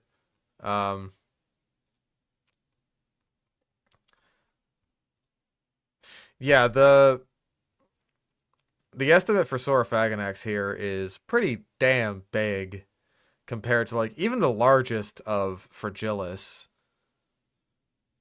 I don't know exactly how big that is, because it's just, like, This is 10 meters. I want to say it's probably about that, maybe a bit bigger actually. Because these aren't meters, right? This is like 1, 2, 3, 4, 5, 6, 7, 8, 9, 10, 11, 12, 13, 14, 15, 16, 17, 18, 19. Okay, so one of these squares is half a meter. So that's like 1, 2, 3, 4, 5, 6, 7, 8, 9, 10, 11, 12, 13, 14, 15, 16, 17, 18, 19, 20, 21. Okay, like 21, maybe 22. So that's 11 meters. That is about 36 feet, I want to say. We'll call it like 36 feet. I want to say it's pretty substantially bigger than the stuff that's lower on the list. So everything from here on out is going to have to be bigger than 36 feet at least. Measuring about 36 feet wide, Wow. about 13 feet tall, along with its massive body weight of just over 3 tons, almost the weight of 3 rhinos. Despite the Rhino. evidence of its remains, there were many controversies because of its similarity with the first specimen of our top, the Allosaurus. The first specimen of our top. And he said it's wide again. God damn it, dude. I'm not even like... he says it so naturally that I don't even hear it. Goodness gracious. Yeah, if we're going by weight, then list order doesn't matter because Kronosaurus was 11 tons.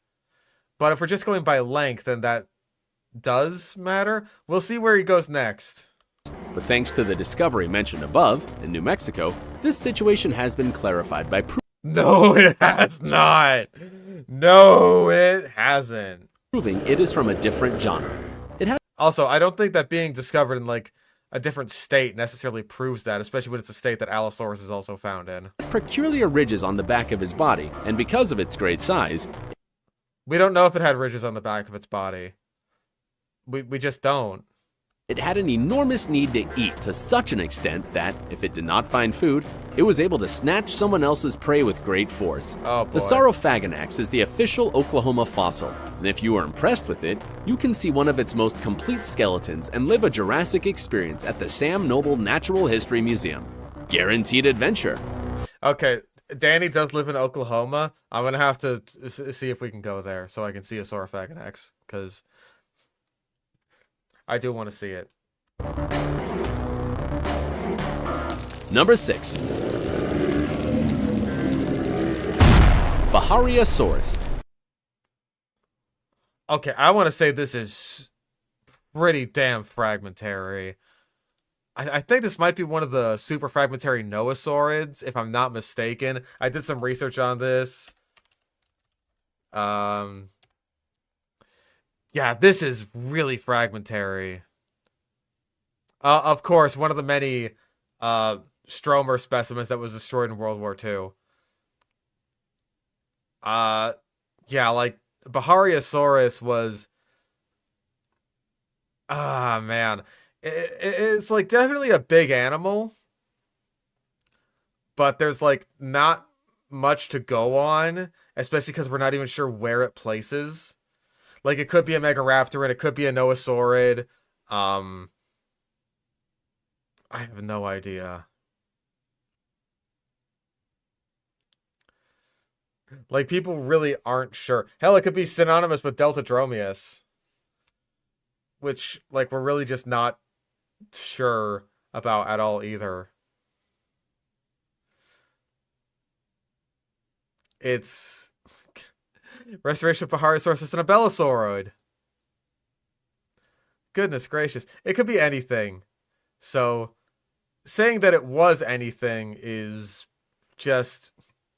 There are size estimates. It's like potentially up to like 36, 39 feet. So again, like that is about like where you would put someone above like Saurophaganax, right?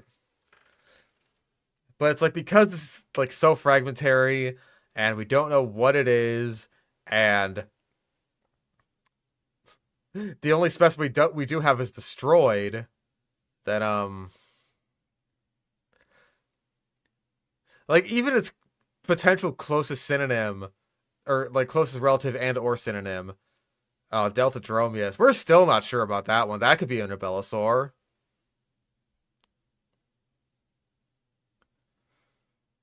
That could be an Abelisaur. That could be a Noasaur. Who the fuck knows? Joshua Knoop refused to draw and called it too fragmentary to reconstruct. Yeah, that about makes sense. Their fossils were discovered by the German paleontologist Ernest Stromer in Egypt Ernest? and others in the Ernst. Republic of Nigeria. The Bahariasaurus is the only species founded in its genus and lived in the middle of the Cretaceous and The only species founded in its genus.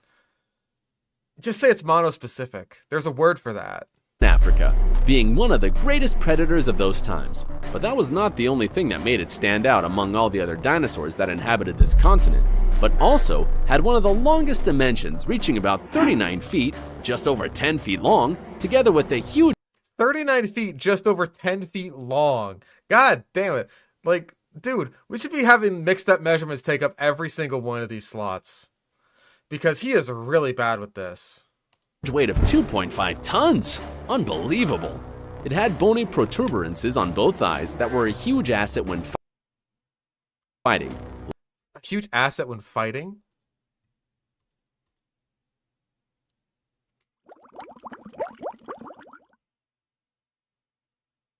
Do you see skull material?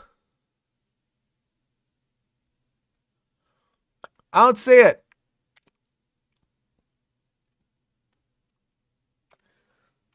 Can't spot it.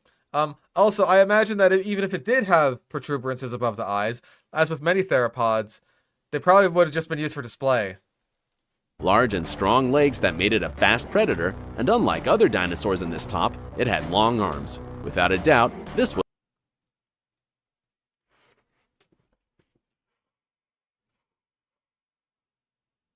You see an arm?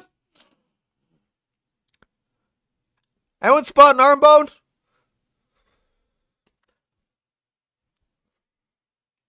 He's just making shit up. was one of the most violent dinosaurs of the era.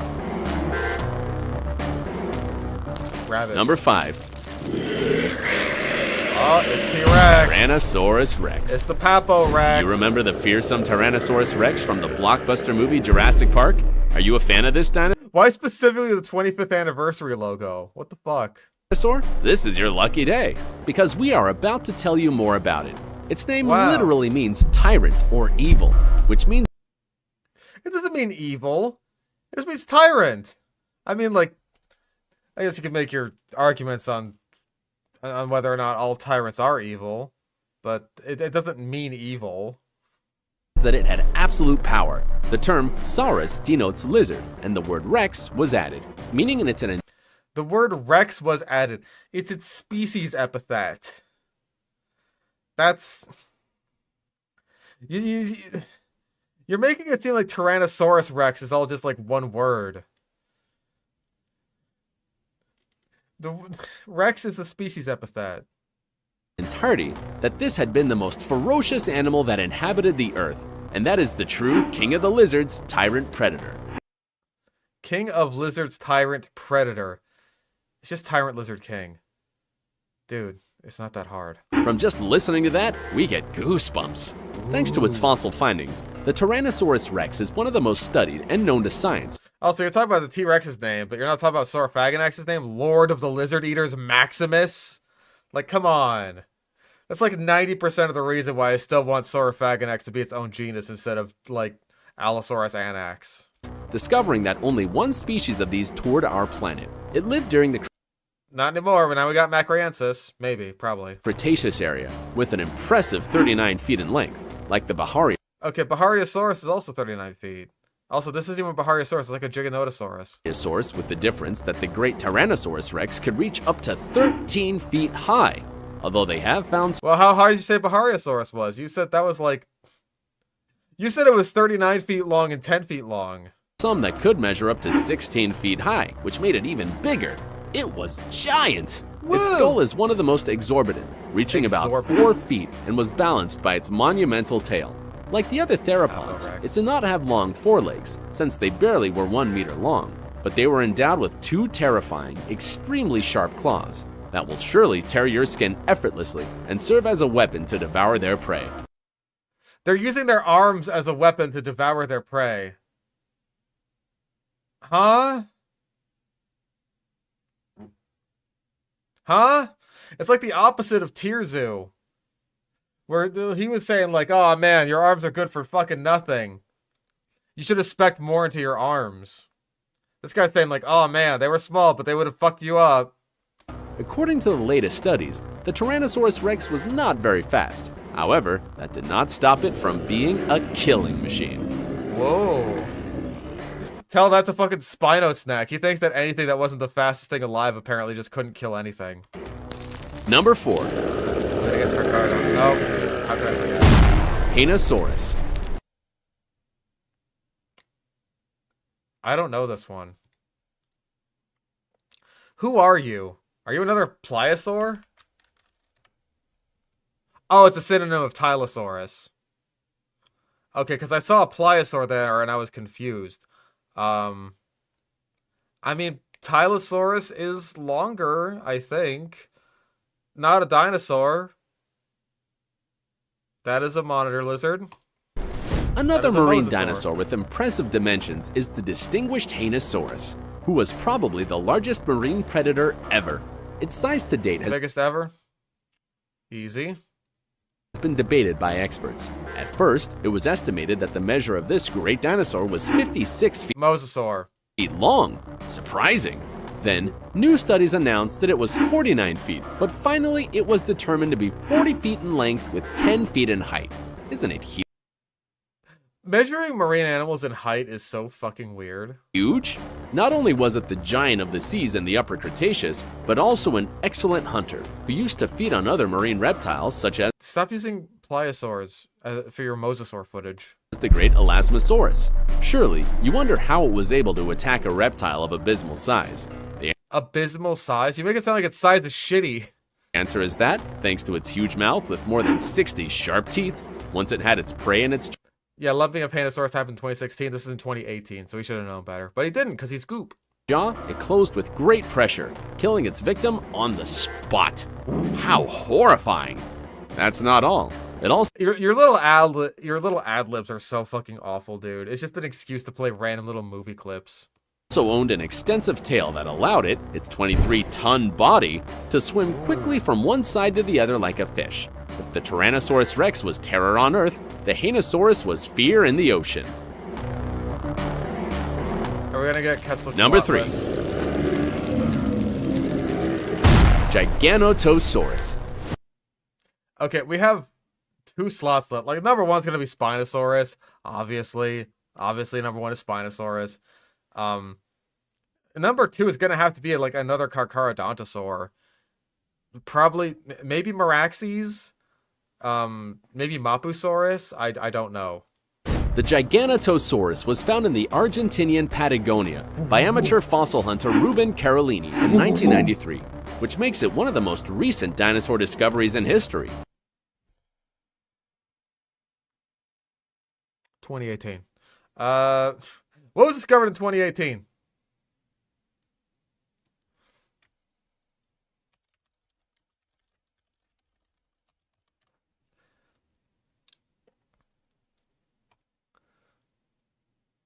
Ontiolotic Lepchidosaurs. A lot of Glepshidos. What about 2017? Year before. Boreala fucking pelta was found in 2017. This thing was found in 2017. One of the most gorgeous fossils ever fucking discovered. 2017.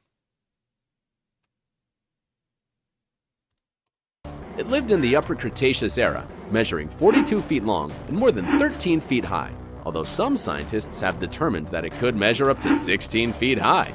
That's monumental! Whoa! But like all beings with highly proportioned measures, the Highly proportioned measures. Good God, man. Giganotosaurus also owned an admirable skull that could be almost 6 feet in length, and a mouth so large that it could devour entire prey. That was not the only I think that's the case for everything on this list, assuming the prey is small enough. Fucking Dimitri has a mouth that can devour entire prey. That's meaningless. huge element of it. Unlike other theropods, the Giganotosaurus had one of the longest and strongest hind legs, which undoubtedly supported its powerful weight of almost 8 tons. Its femur alone was about 6 feet long. How amazing is that? Wow! Number 2. Carcharodontosaurus. Okay, I'm pretty sure Giganotosaurus is thought to be bigger than Carcharodontosaurus, so that's weird. Again, number 1 is Spinosaurus, obviously. Its name means shark-tooth reptile, for its representative jaws, 6 inches long jaws. How do you say shit like that in your fucking video, in your script, right? And you're not just like, I should do another take, or that doesn't look right, I should rewrite that. Nah. Teeth. 6-inch long teeth. Not a 6-inch long jaw. Unless you mean the jaw is 6 feet long. Which maybe. But fuck it, who cares? They are so pointy and abundant that without much effort, it would remove the skin and flesh with a single bite. Okay, so he means the 6-inch long teeth. Fucking hell, dude. The horror. It lived in the middle of the Cretaceous era, in what is now Africa, and its popularity in the scientific world is not the only thing that distinguishes it, but also its great dimensions of almost 45 feet long and It's what, popularity in the scientific community? Whatever. 13 feet high, with a total weight of almost 15 tons. Okay, that sounds like too much. I'm sorry. If Allosaurus is like, I don't know, 26, 30 feet long, and it only weighs 1 or 2 tons, then Carcharodontosaurus being like 10, 12 feet bigger does not make it like 15 tons. That is absurd. That's an absurd weight estimate, and if Wikipedia says that it's wait, is it Carcharo? Yeah, okay. 5 to 7 tons. You're right, I didn't consider how wide Carcharodontosaurus is. Yeah, that's an oversize. That's like twice as much as it actually weighs. Like a 22-foot truck full of cargo. The Carcharodontosaurus was one of the great predators of its era, and it hunted its prey at a speed of 19 miles per hour with his mouth open. It is believed that, although their front legs were small, they put them into action to hold their prey and tear it mercilessly to feed its great stomach that will undoubtedly have been balanced with its big, bulky body. Fuck. Number 1. Spinosaurus. Just say Spinosaurus. Spinosaurus. Thank you. If you were surprised with the previous carnivore, surely the Spinosaurus will leave you even more amazed with its unparalleled dimensions. You keep saying dimensions. Is that just like... What is this? That's like all you know how to say for size? Yeah, and this music loop is fucking infuriating. Can be up to 59 feet long and 13 feet high. Too high, Possible too big, to picture, right? too long. This great predator inhabited the Cretaceous period in the African continent, along with the colossal Carcharodontosaurus, and had some unique spines on the back of its body that formed a kind of hump, which undoubtedly made it different from other predatory dinosaurs. Except for the other ones that also had sails. Like all the other, like most of the other Spinosaurs. Like Ichthyovenator, which also had a sail, even if it wasn't as big. Its skull was long and crocodile-like. It had teeth so sharp, it could even eat the bones of its prey. Wait a minute. Teeth so sharp, it could even eat the bones of its... Well, its prey were fish, and fish don't have the most powerful bones. You have not seen everything yet. The most surprising thing is that it was also an excellent swimmer. Yeah, that's right. By spending part of his life in the water, swimming or hunting marine food with its large and powerful claws, Yeah, the teeth of Spinosaurus weren't really good for breaking bones. They were good for gripping onto its prey, which were fish. So, whatever. Became a swimmer par excellence. It lived on both land and water. We have to admit that it's really great. Okay. If you like this predator top, I didn't. I really didn't at all. Oh my lord. Oh. This is some real goopity goop today. Goodness. Goopy gracious. The sludge is sludging so fucking hard. What do you got? Mapusaurus. This guy's like 50% accurate. That's generous.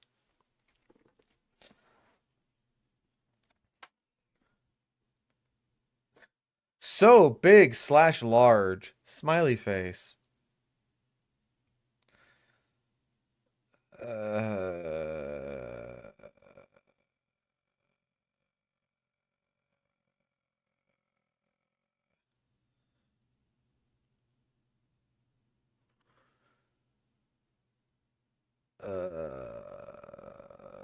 Most of these are just fucking goop comments.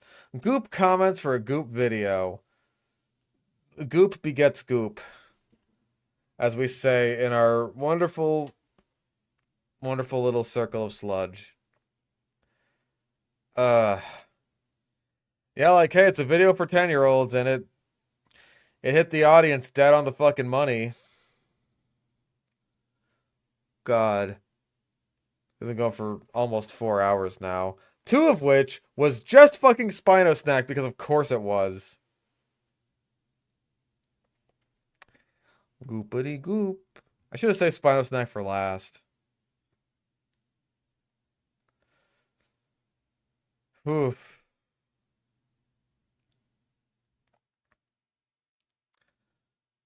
God. Do I save some of these for next time? Because, like, this is a 26-minute long video. I don't know if I can handle it. I feel like I'm still recovering from being sick.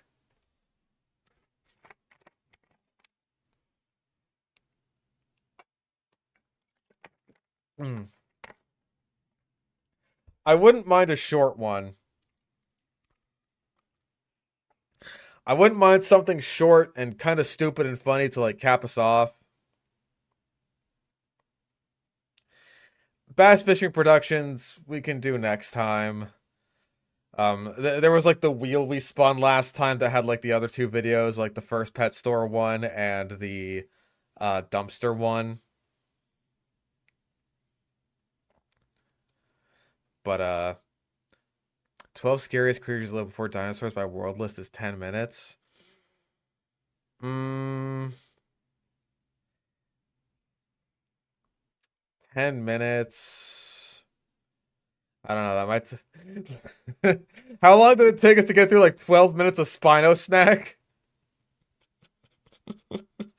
Oh, God.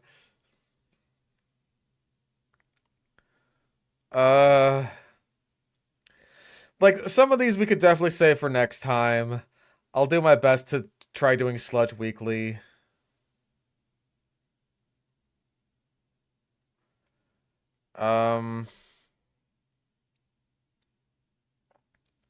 No, we're not doing the ghoul today. It's too much. It's too much. Animals believed to be extinct caught alive on camera. Man, I'm gonna be real. Those videos all seem the same. Like, they're all exactly the fucking same, dude. No, we're not doing him today. We're not. We don't have to look at his face. That's fine.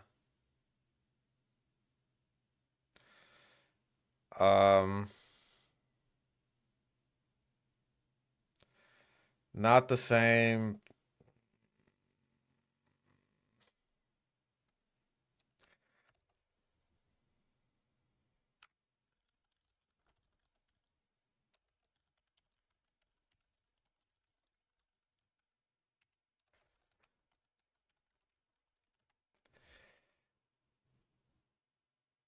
Oh, 38 minutes. No, that's not it. 26 minutes? I said short. I said short. Something short and stupid to cap us off.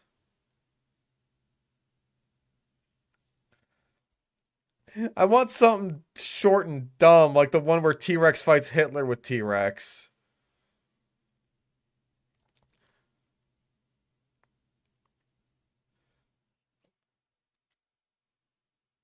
It is stupid. It's 26 minutes long.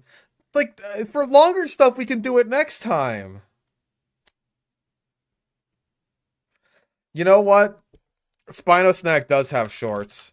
There's one that I got through a bit of, but I didn't finish it.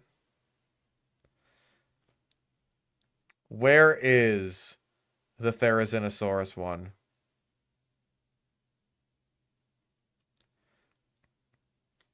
There we go. Like, how could I not click on this? The Therizinosaurus at the hot dog eating contest. Hold on. I have to, like, actually shrink it a bit to show you.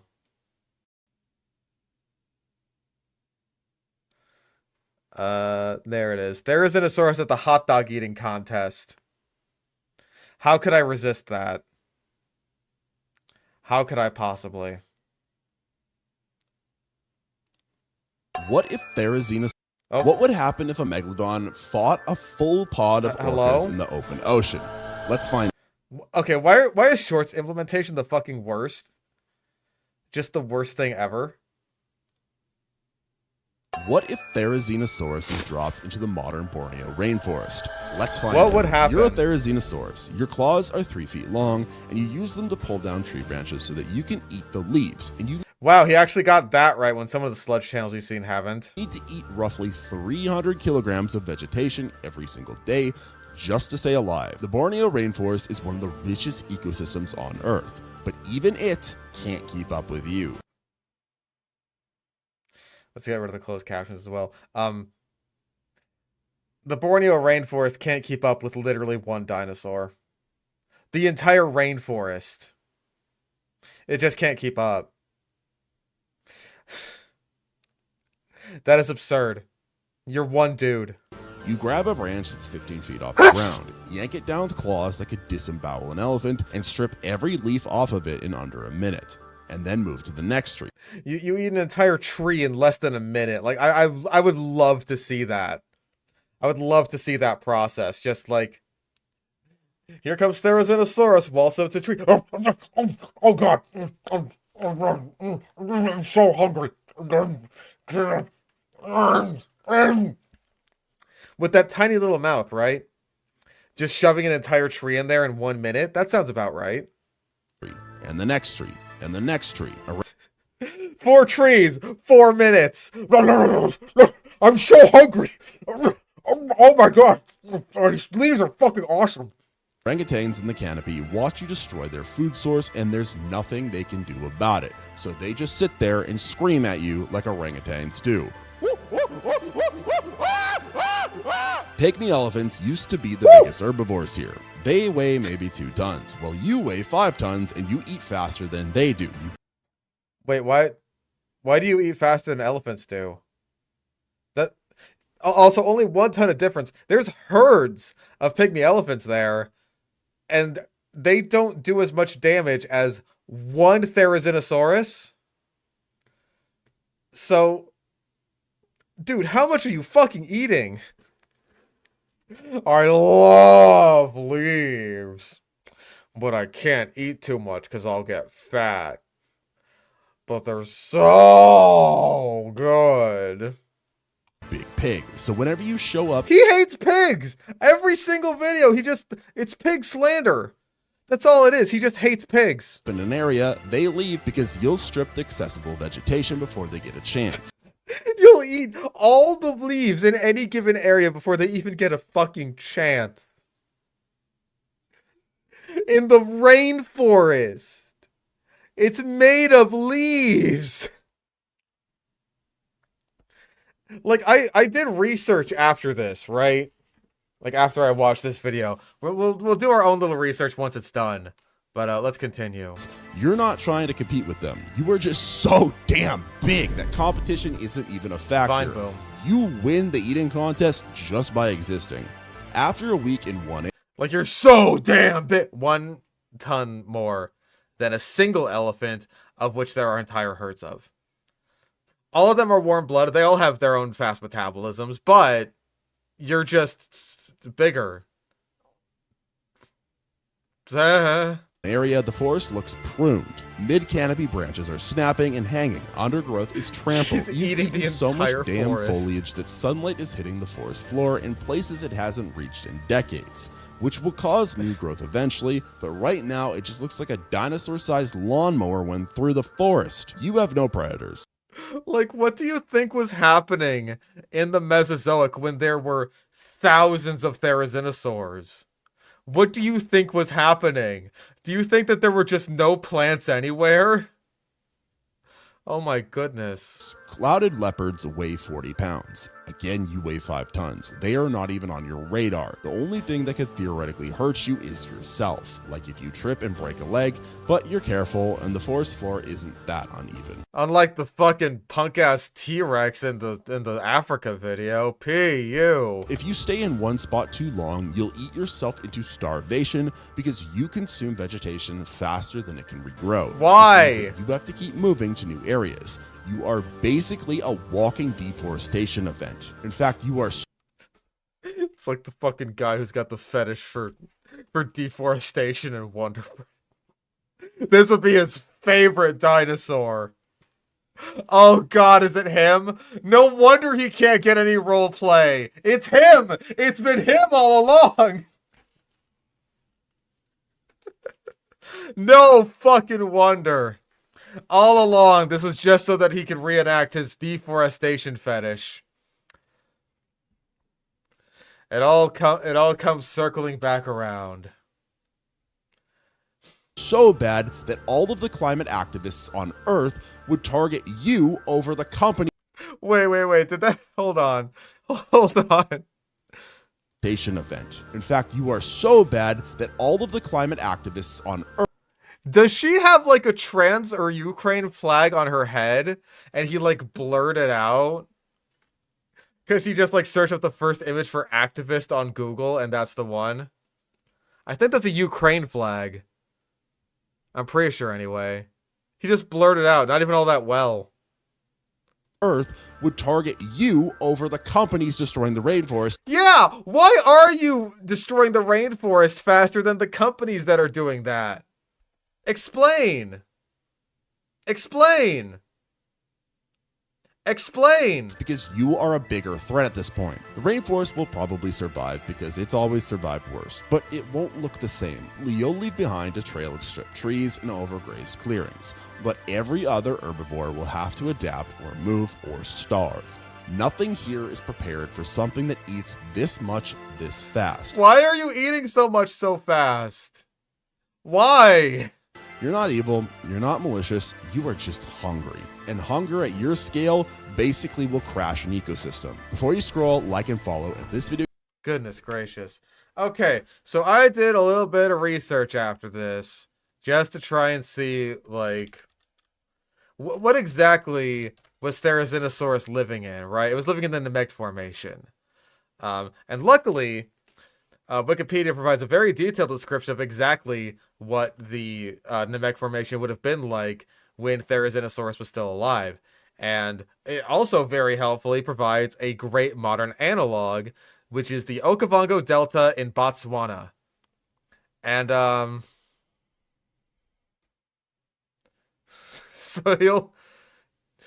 so you'll notice this isn't a rainforest. The trees are pretty sparse, you know? They're around. Like, you know, you might have to wade through some water to get to some of the greener pastures. Get to some of the greener leaves over here. Yeah, you know what? It looks like this because of all the therizinosaurs. Because they're so hungry. They're just...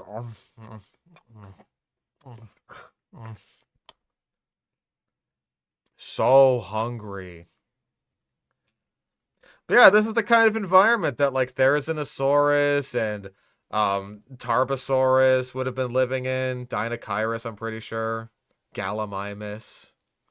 All of those guys, all those famous Mongolian species.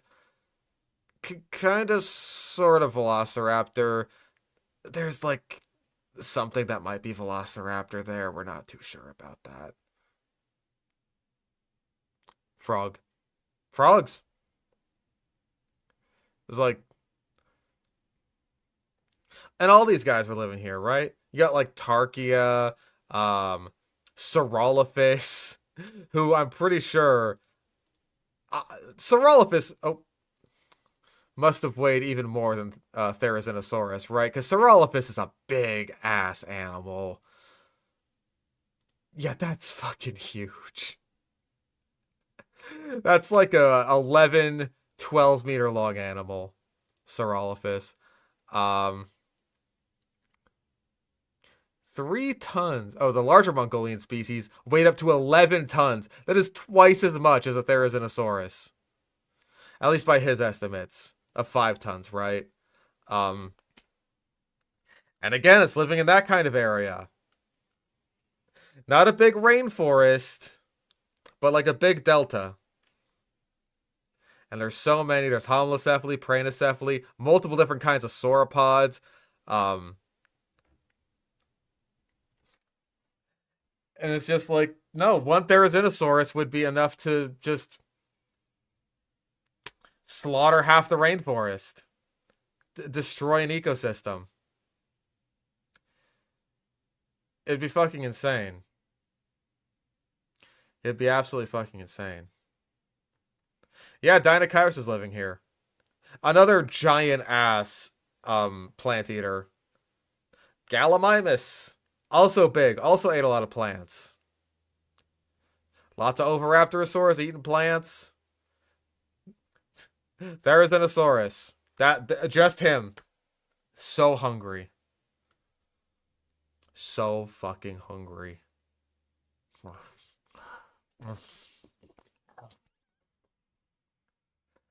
But yeah, that's our sludge.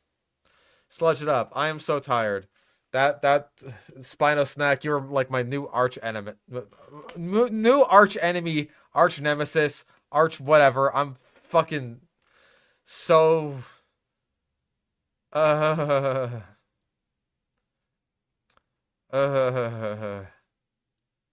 you, how did you get this many fucking subscribers?